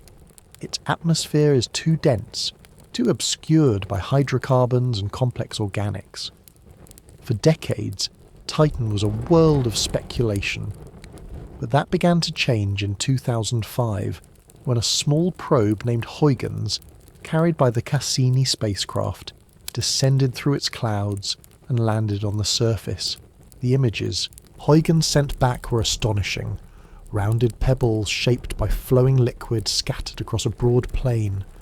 A soft orange sky, darker than Earth's but still gently glowing. Traces of erosion like channels formed by rainfall. In those few hours before the probe froze in the intense cold, it revealed a world that wasn't static or dead, but dynamic. Alive, not with life, but with process. But the liquid on Titan is not water. Titan is far colder than Enceladus or Europa, with surface temperatures hovering near minus 180 degrees Celsius. At that temperature, water is as hard as rock. It forms mountains, cliffs, even the crust of the moon itself. Instead, the liquids on Titan's surface are hydrocarbons, mainly methane and ethane, which are gases here on Earth, but become flowing rivers and lakes on Titan. This means Titan has something truly unique, a methane cycle, analogous to Earth's water cycle. Methane evaporates, forms clouds, condenses and falls again as rain. It carves valleys, it pools in basins, it feeds lakes, some larger than the Great Lakes of North America. The result is a landscape that is deeply familiar in shape, yet entirely alien in substance. And beneath this surreal, oily surface, there may be something even more profound. Data from Cassini suggests that Titan too harbours a subsurface ocean, but one made of water and ammonia buried beneath its icy crust. This ocean is believed to exist because of the way Titan wobbles slightly in its orbit, a sign that its outer shell is not completely solid, but may be floating atop a liquid layer. So Titan becomes a kind of paradox. On the outside, it's a frozen version of Earth with rivers that burn. On the inside, it may host the same kind of ocean we find beneath Europa or Enceladus. Cold, salty, dark, and ancient. What does this mean for the search for life? It's complicated. On one hand, methane-based life is still purely theoretical. Life as we know it depends on water as a solvent because of its chemical stability and reactivity. Methane, though liquid, behaves differently. It's far less polar, which affects how molecules dissolve, bond, and react. Some scientists speculate that Titan could support a radically different kind of life, based on hydrocarbons rather than water. Others remain sceptical, noting the difficulty of such biochemistry in ultra-cold conditions. But even if Titan does not host life now, it may still hold the chemical pathways that lead to it. The surface of Titan is rich in organic compounds, molecules that contain carbon, hydrogen, and other essential elements. Ultraviolet light from the Sun and particles from Saturn's magnetosphere interact with the methane and nitrogen in Titan's atmosphere, producing complex tholins, reddish-brown substances that fall like snow onto the surface.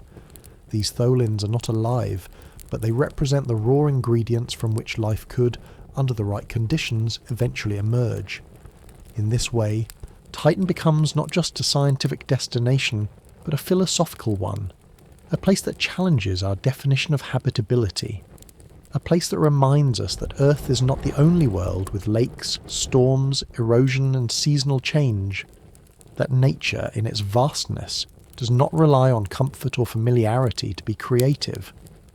NASA is currently developing a mission called Dragonfly, set to launch in the mid-2030s, which will send a nuclear-powered drone to fly across Titan's surface. It will hop from site to site, studying the composition of dunes, searching for prebiotic chemistry, and measuring atmospheric conditions. Titan's thick atmosphere and low gravity make it an ideal place for flying. Dragonfly won't just roll, it will soar. It's a mission that blends science and poetry.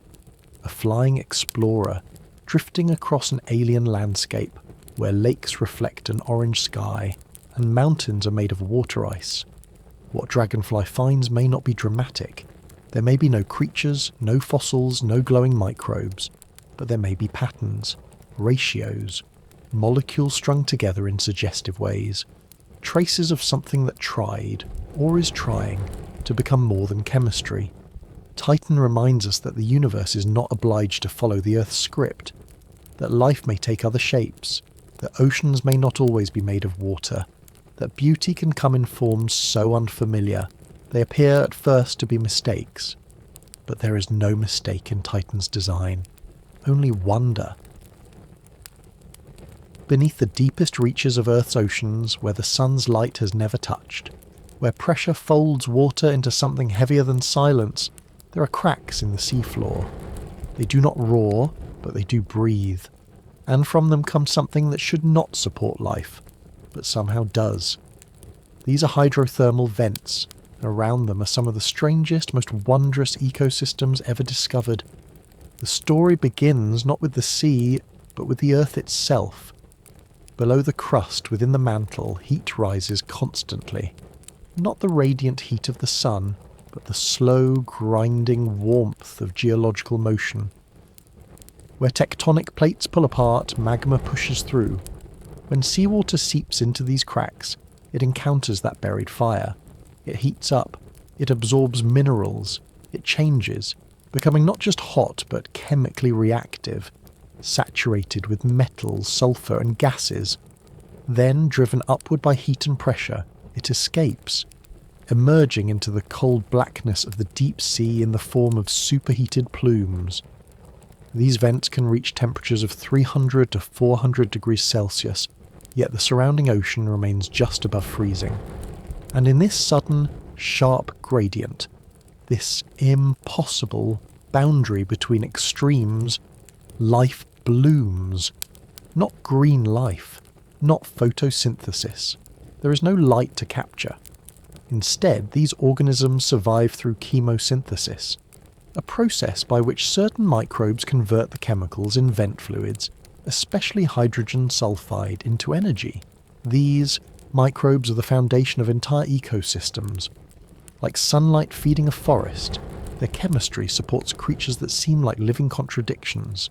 Giant tube worms, several feet long, with no mouths, no stomachs, only red, feathery plumes that absorb nutrients through symbiotic bacteria inside their bodies. There are blind shrimp with thermal sensors on their backs instead of eyes. Crabs with hairy claws, hosting bacterial colonies that they eat from. Even fish with antifreeze-like blood, adapted to the crushing pressure. This isn't life as most people imagine it. There is no photosynthetic green, no surface breeze, no sky. There is heat, there is mineral, there is flow and stillness and darkness so complete it becomes the only colour. Yet here, life not only survives, it thrives. This discovery, first made in 1977 near the Galapagos Rift, reshaped our understanding of where life can begin. Before then, the idea that organisms could exist without sunlight seemed absurd. Energy, we thought, flowed from above. But these vents proved otherwise. They showed us that life can begin in stone, in heat, in chemistry alone. That biology is not a prisoner of light. Why does this matter for the moons of Jupiter or Saturn? Because deep beneath Europa's ice, or Enceladus's tiger-striped crust, there may be exactly this kind of environment.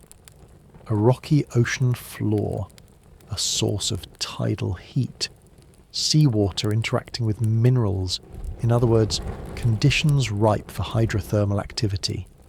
And where there are vents, there may be chemosynthesis, there may be microbial life. It wouldn't be lush, it wouldn't be fast, but it might be there. Some models suggest that the pressure and temperature conditions within Europa's ocean are comparable to those at Earth's mid-ocean ridges. Simulations of vent chemistry suggest the production of hydrogen, methane, and ammonia, all fuel for microbial communities. And if life ever began there, even billions of years ago, it may have persisted, nestled around warm cracks in a cold sea, clinging to rock with nothing more than chemistry and patience. There is something deeply humbling in this vision. Not alien cities, not glowing beasts, but microbes, slowly cycling elements, forming mats or filaments, eating the ocean's chemistry, excreting more chemistry in return.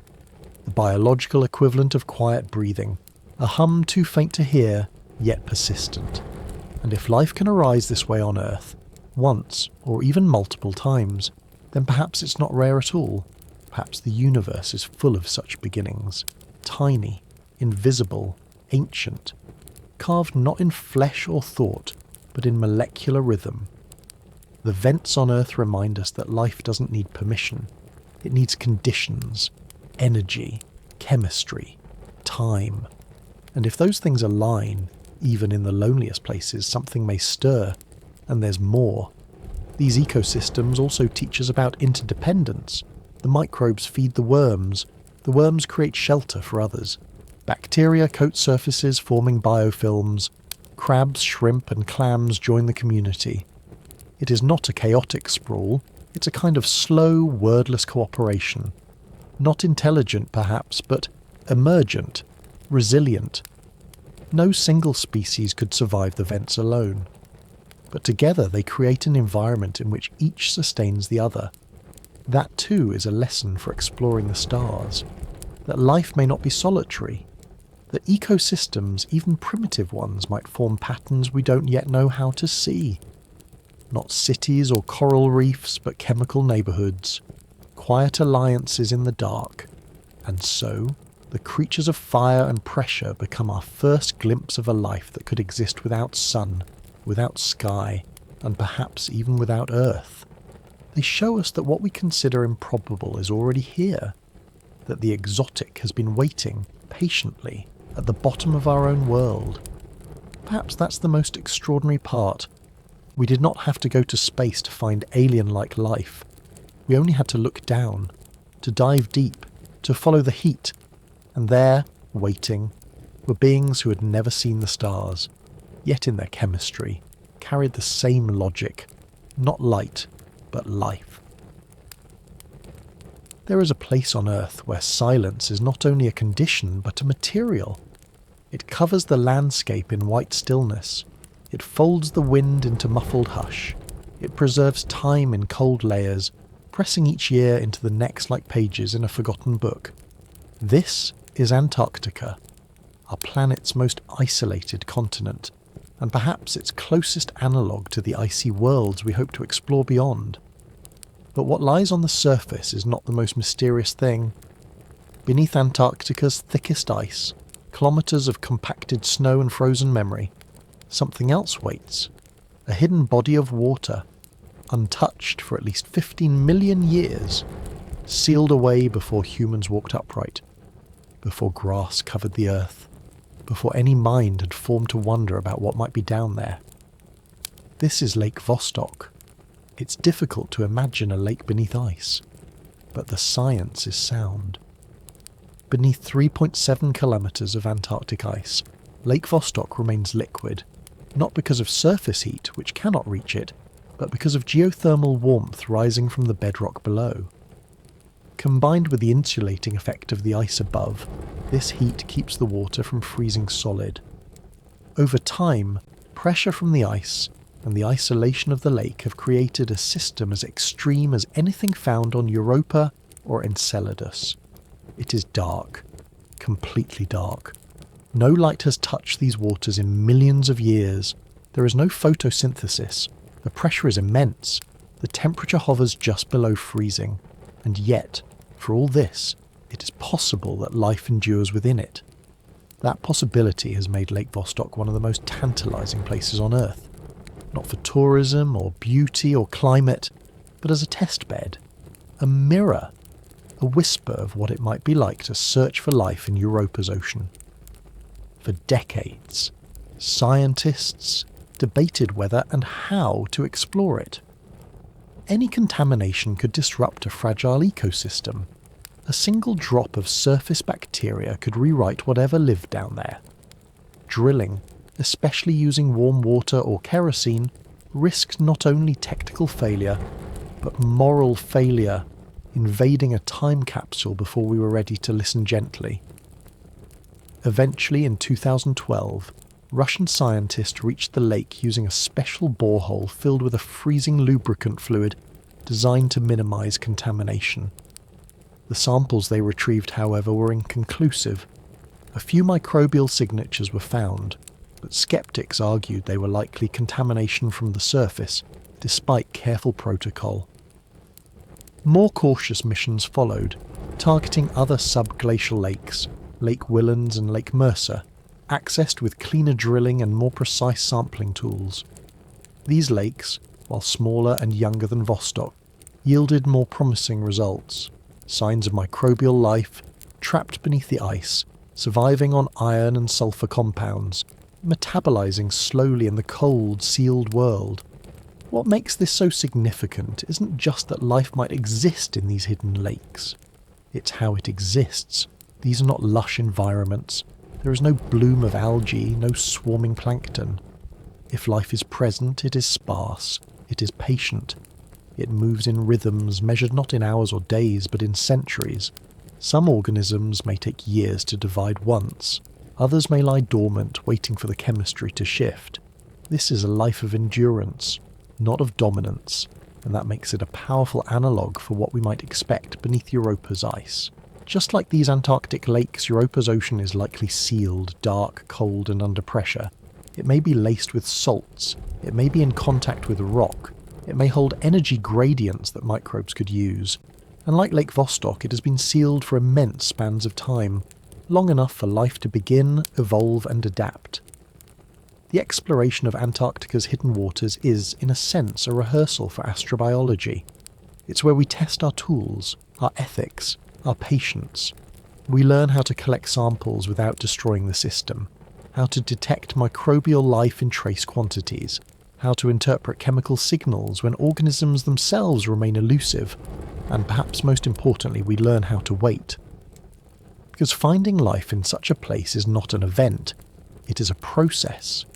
It takes years of careful study, repeated sampling, and peer-reviewed caution. It is not a flag-planting moment. It is a murmur that takes time to hear. There's something beautiful in that, something peaceful. We often think of science as explosive discovery, shouts, headlines, the rush of revelation. But the search for life beneath ice is none of those things.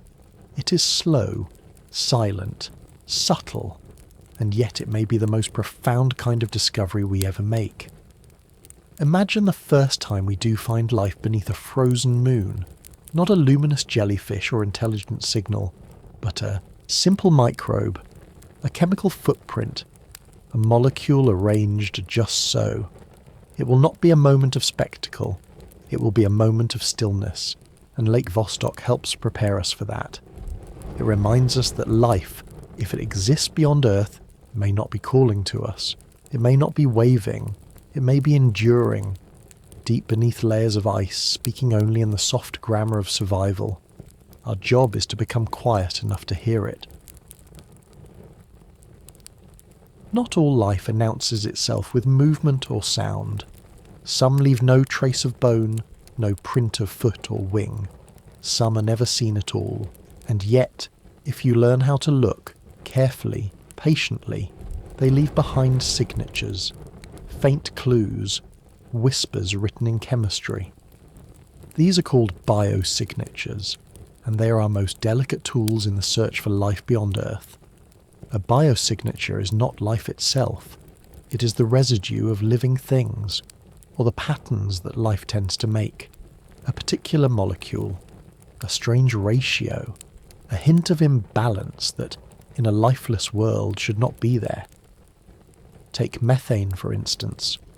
On Earth, a great deal of atmospheric methane is produced by life, by microbes in wetlands, cows in fields, even termites beneath logs. Methane also comes from geological sources, like hydrothermal reactions in rock. But when you find methane in an atmosphere alongside oxygen, that pairing becomes suspicious.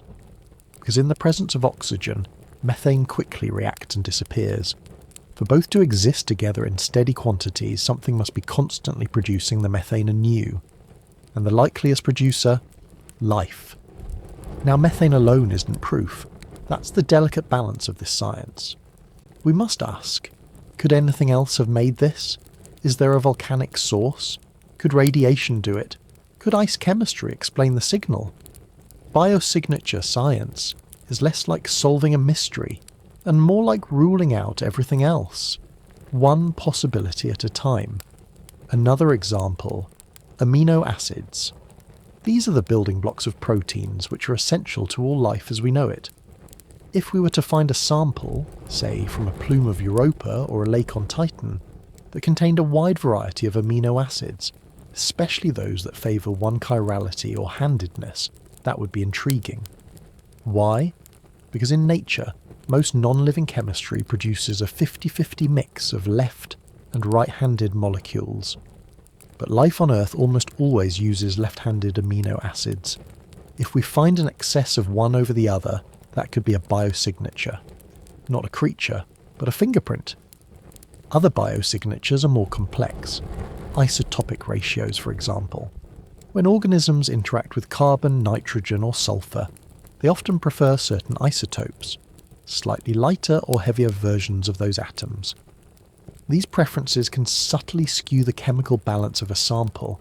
It's a bit like noticing that someone always chooses the smallest cookies from a plate. Over time you notice the pattern. Something is selecting, something is choosing, something is alive. Sometimes biosignatures come in the form of mats, films, or microfossils, tiny textures or shapes embedded in rock that resemble bacterial colonies. These have been found in some of Earth's oldest rocks, billions of years old, where direct evidence of organisms no longer remains. All that's left is the pattern they left behind, the way they grew, the way they ate and rested and died. And in the icy oceans of other worlds, this may be all we find. Not bones, not blood, but ratios, traces, a particular arrangement of carbon atoms, a strange patch of warmth, a plume that contains the faint breath of something once breathing. This kind of science requires a shift in mindset. We are not searching for beings. We are searching for behaviour, for outcomes that life tends to create, even if we don't see the process happen. It's like walking into a room after someone has left.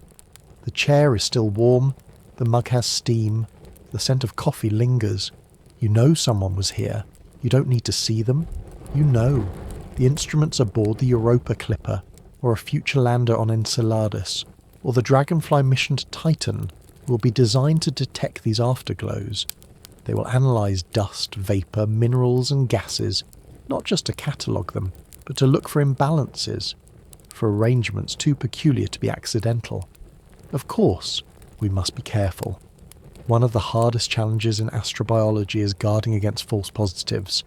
Life is not the only thing that makes complex chemistry. Some reactions, especially under exotic conditions, can mimic biological outcomes. That's why every detection must be followed by 1,000 questions. What else could have caused this? Is there another explanation? And yet, we must also guard against false negatives. The absence of familiar patterns doesn't always mean the absence of life. It may mean that we're not asking the right question, that we're looking for the wrong kind of signature. Life beyond Earth, if it exists, may not resemble life here. It may not use DNA. It may not use water. It may not organise into cells. And so, our tools must be broad. Our definitions must be soft at the edges. Our expectations must be generous. This is why biosignatures are not answers. They're invitations. They invite us to return, to ask again, to build better instruments, to imagine other kinds of life, to keep looking, and perhaps that's what makes them so powerful. They don't shout, "Here I am," the way a signal or fossil might. Instead, they say, "Something happened here, something curious, something you should not ignore."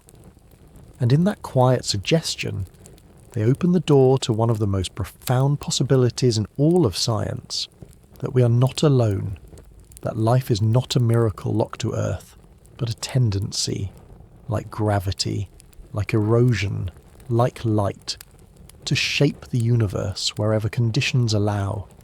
To see life, even without seeing it, is to believe that nature may be more generous than we dared hope.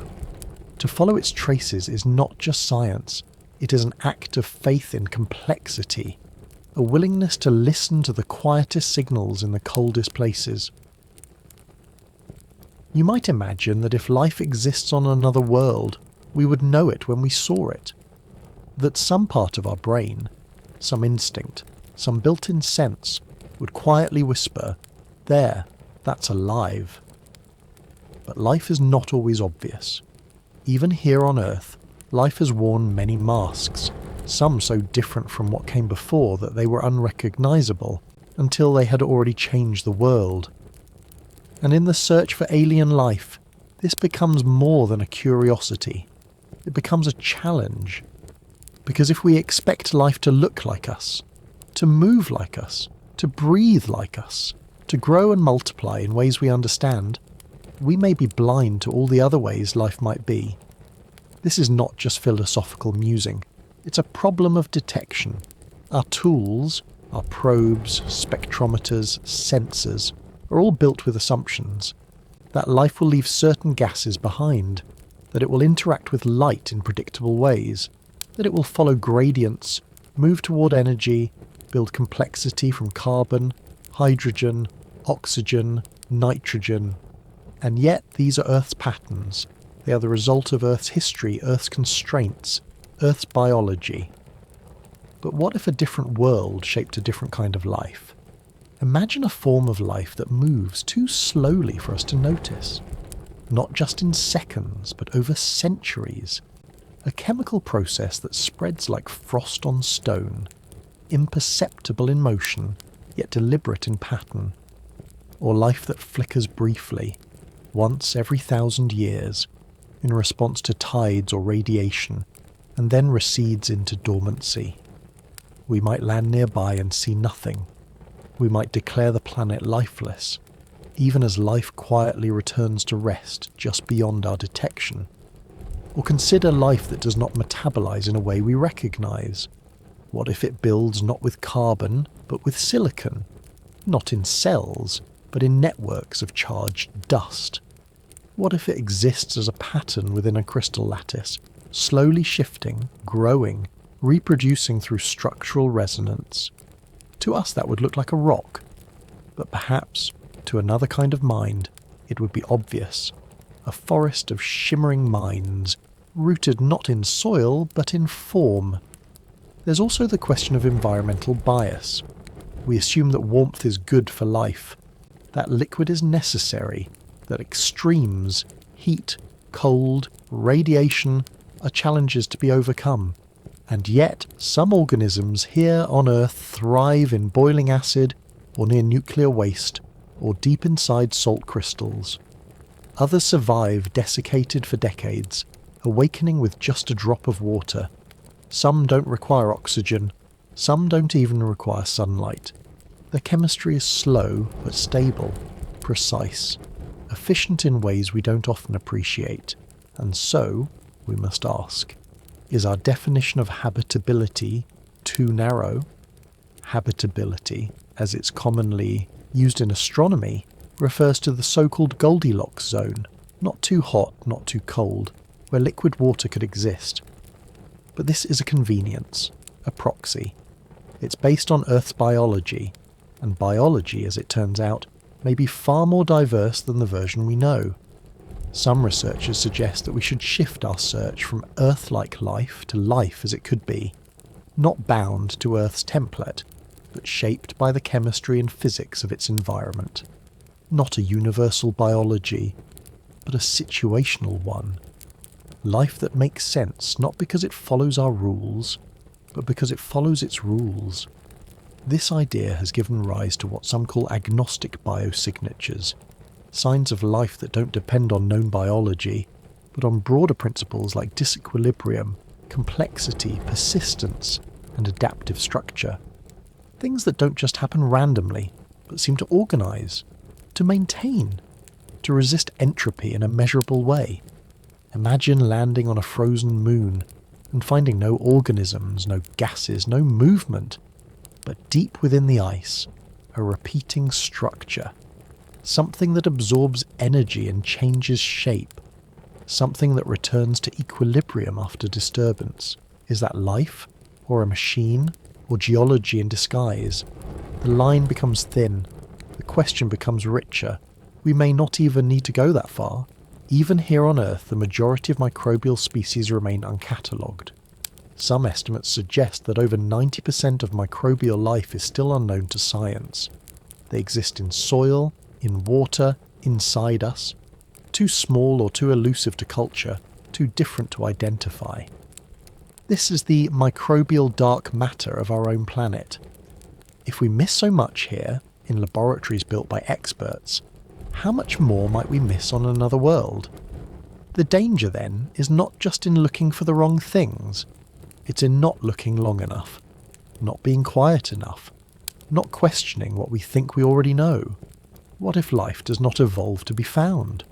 What if it survives precisely by blending in, by minimizing its footprint, by moving in ways that mimic the background noise of nature? To detect such life, we may need more than instruments.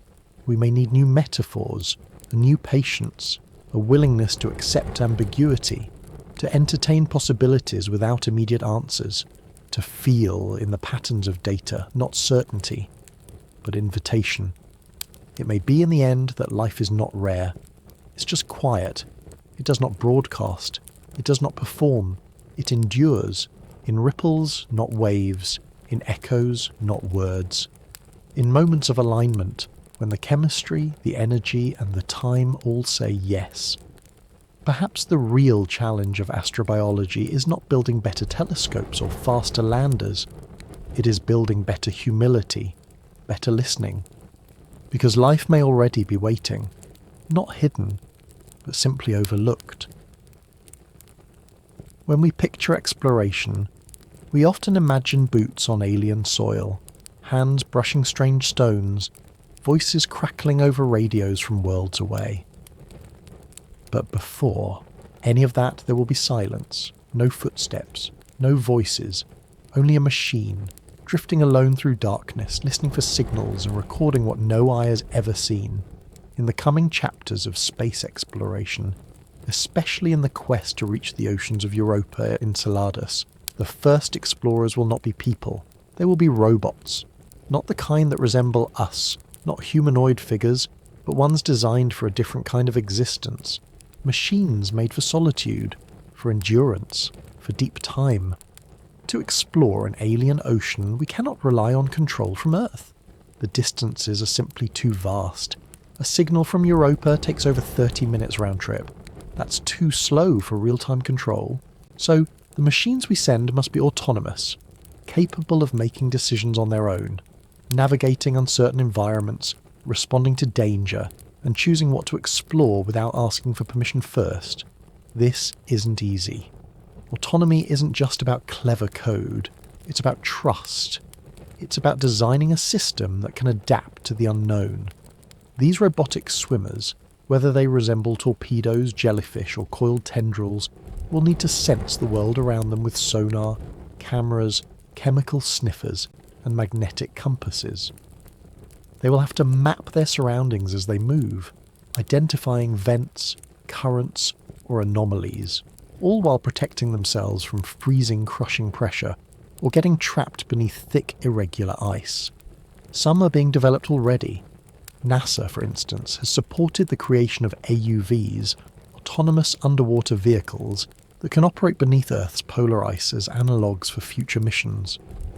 They test how to navigate when GPS is useless, when light is absent, and when the world is not just unfamiliar but fundamentally silent. One example is the Buoy project, the buoyant rover for under-ice exploration. It clings to the underside of ice sheets like a cautious insect, slowly rolling along the ceiling of the sea, sending back data about the interface between water and frozen sky. Others, like the Icefin robot, are torpedo-shaped probes that swim downward through narrow shafts, exploring subglacial lakes and ocean cavities in Antarctica. But even these are just early sketches. A true Europa-bound explorer would need to be smaller, smarter, more independent. Some designs involve cryobots, melting probes that burrow through kilometers of ice using heated tips or focused lasers. Once they reach the ocean below, they could deploy swimming drones, each one equipped with the ability to photograph, sample, and analyze. These are not just machines, they are emissaries. They carry with them the distilled intelligence of Earth. Not consciousness, perhaps, but purpose. They are built with the question of life in mind. Everything they do, from the sensors they carry to the paths they trace, is shaped by our hope that something might be found. There's something quietly beautiful about this. These robots will operate in total darkness. They will never be seen by human eyes. They will report their findings not to applause but into data logs. And still, they will move forward, patiently, silently, exploring for the sake of exploring, because they were made to. This kind of work demands a new philosophy of design. It's not just about building strong or efficient machines. It's about building machines that are graceful in loneliness, that don't need frequent updates, that don't require steering, that can fail gently, recover, and continue without help. Engineers are now training machine learning algorithms to recognize underwater features, to distinguish biological signals from noise, to prioritize what is most interesting in a place no one has seen before. Some of these systems will be self-updating. They'll learn as they go, they'll remember, they'll improvise, and they'll do all of this without us. It's a quiet kind of bravery, to send something you've built across millions of kilometers into a black sea, with no certainty that it will return or even survive. But in doing so, we are not just searching for alien life, we are expressing something about ourselves that we care to know, that we are willing to wait, that we will send a piece of our thinking out into the dark, hoping it finds something to think about. These machines will become our first touch, our extended fingers, reaching carefully into the most remote places ever explored. Not to grab or tear or take, but to float, to listen, to watch. And maybe one day, one of them will swim through a plume and taste something strange. Maybe it will find warmth where there should be cold, a chemical imbalance that whispers, "This is not a mistake." Maybe it will send back a data packet that rewrites our understanding of life. But even if it finds nothing, no life, no vent, no stirring microbe, it will still have done something extraordinary. It will have entered an alien ocean. It will have listened where no ear could. It will have carried our questions into a place where no answer was guaranteed. And perhaps that's enough. Because the act of reaching, of designing something that can reach, is its own kind of hope. Imagine for a moment trying to reach a lake you know exists, but it lies beneath several kilometres of rock-hard ice. You can't see it, you can't hear it, you're not even sure if anything will be there when you arrive, but still you begin. Not with a hammer or a shovel or even with heat alone, but with a kind of quiet, deliberate insistence. You melt, you measure, you inch forward. This is the challenge of exploring ocean worlds like Europa. Before we can swim in alien seas, before we can release drones or collect samples, we must first get through the ice. And the ice is not gentle. On Europa, it could be 20 kilometres thick or more, an immense frozen shell solidified over millions of years, layered with scars, ridges, and ancient fractures. To reach the water below, engineers have proposed various forms of ice-penetrating probes. Some resemble hot needles, others are designed like miniature nuclear submarines.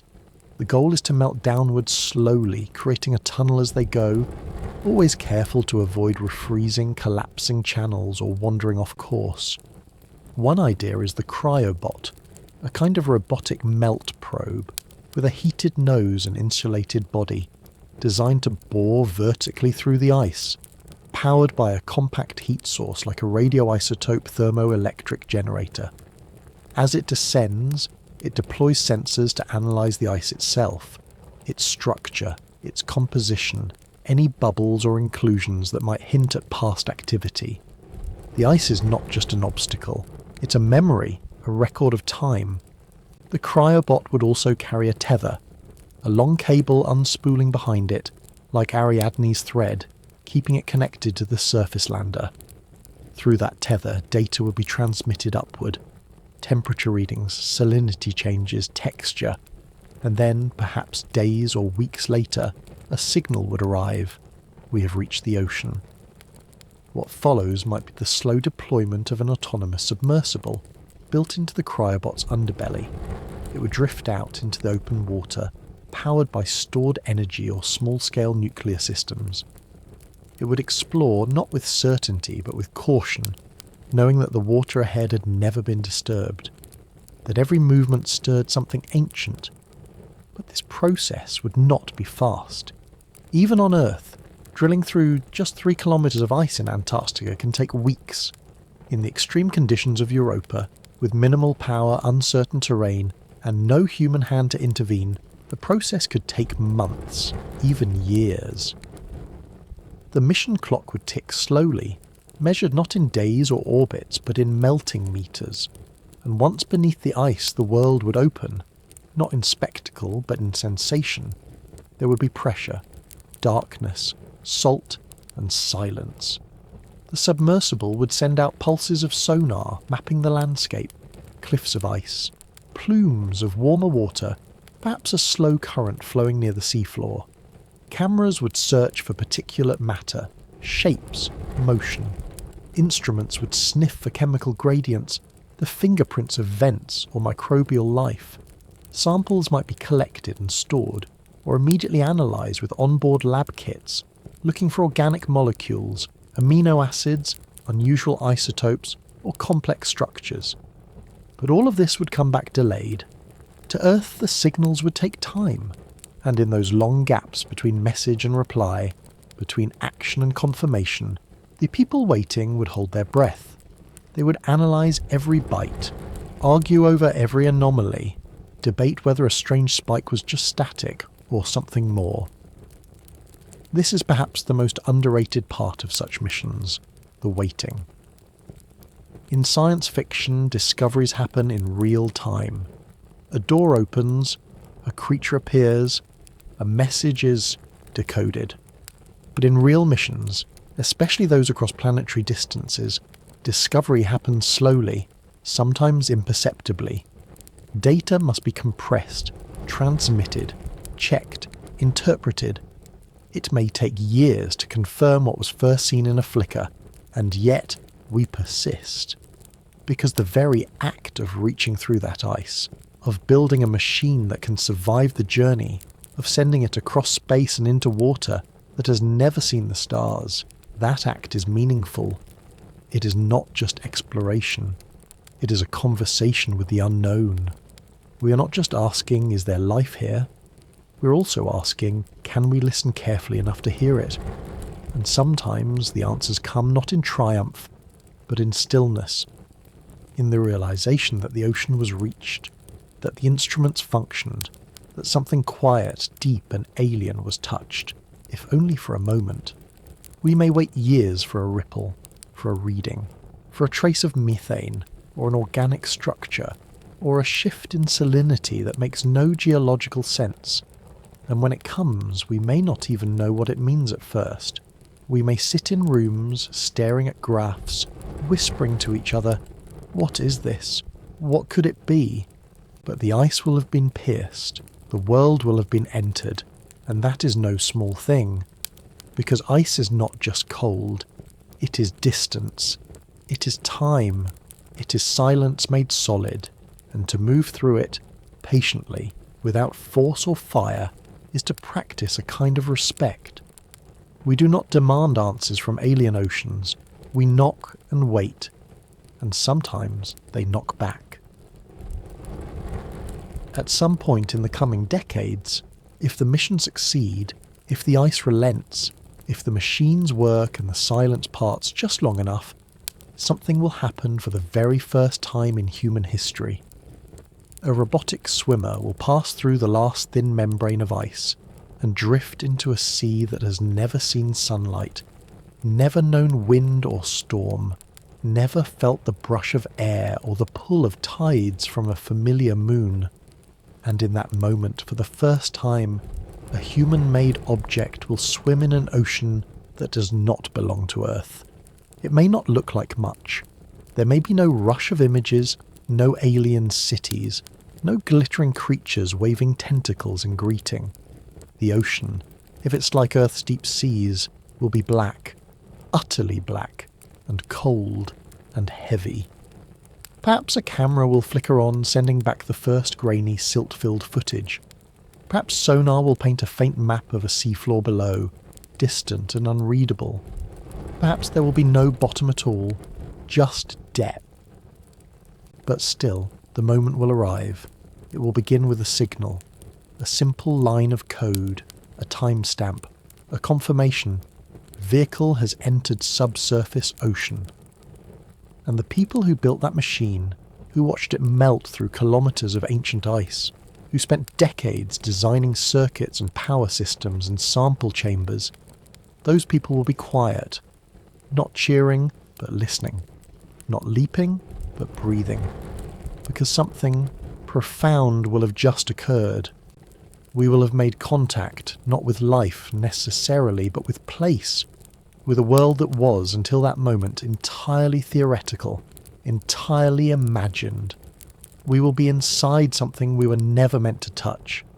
And yet, there we are. What will we feel? Excitement, of course, relief, but also something gentler, something deeper, a kind of recognition. Because water is not strange to us. It is our origin, our memory, our element. Every one of us began in water. Every cell in our body carries echoes of the ocean. And now we will have reached another one.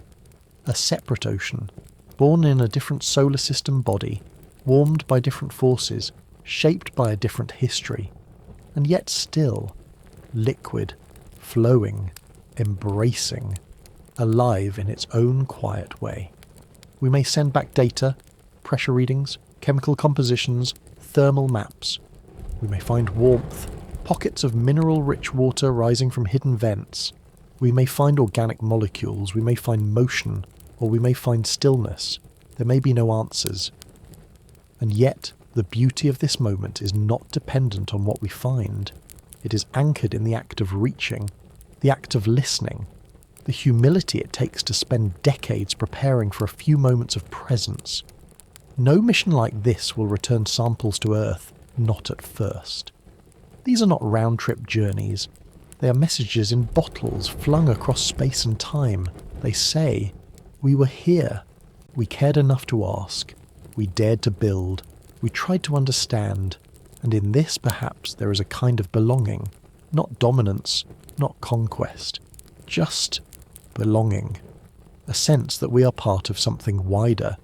That the oceans of Europa, or Enceladus, or even Titan, are not just foreign places, but mirrors, reflecting something quiet and ancient back at us. We've always connected water with memory, rivers that carry history, rain that touches everything, oceans that hold the bones of ancestors, the wrecks of journeys, the whispers of migrations. Perhaps the ocean on Europa will hold memories too, not of us, but of itself, of time moving without sky, of pressure and salt and dark rhythm. And our machines, if they are lucky, will sense a fraction of that, not all of it, but enough to remind us that we do not invent mystery, we enter it, carefully, slowly, respectfully. This will not be the end of exploration. It will not be the climax. It will be the first step of a longer dance. Other missions will follow. More data will come. We will refine our questions, argue over findings, build new robots, plan new dives. But the first swim will remain singular, not because of what it finds, but because of what it means. It means that boundaries can be crossed without being broken, that silence can be heard without being disturbed, that oceans, no matter how distant, can still answer when we learn how to ask the right way. In time, perhaps, we will grow used to these other seas. They will lose their novelty. They will become part of our map, part of our vocabulary. But for now, in this first moment, they remain something else. They remain a dream touched down. And so we watch, and we wait. And somewhere, in the cold black beneath a frozen moon, a robot flickers to life, floats forward, and begins to swim. There's something about water that seems to remember. Even when it's still, it feels like a story in motion. It cradles, it listens, it reshapes without resistance. On Earth, water is the medium of life. Every cell holds it. Every heartbeat is stirred by it. And even when we leave the planet, we still follow the sound of the waves, beneath the ice, beyond the sky, listening for a rhythm we first heard before we had words. It's no surprise, then, that our search for life beyond Earth has followed the water. Wherever it flows, freezes, or melts, we look closer.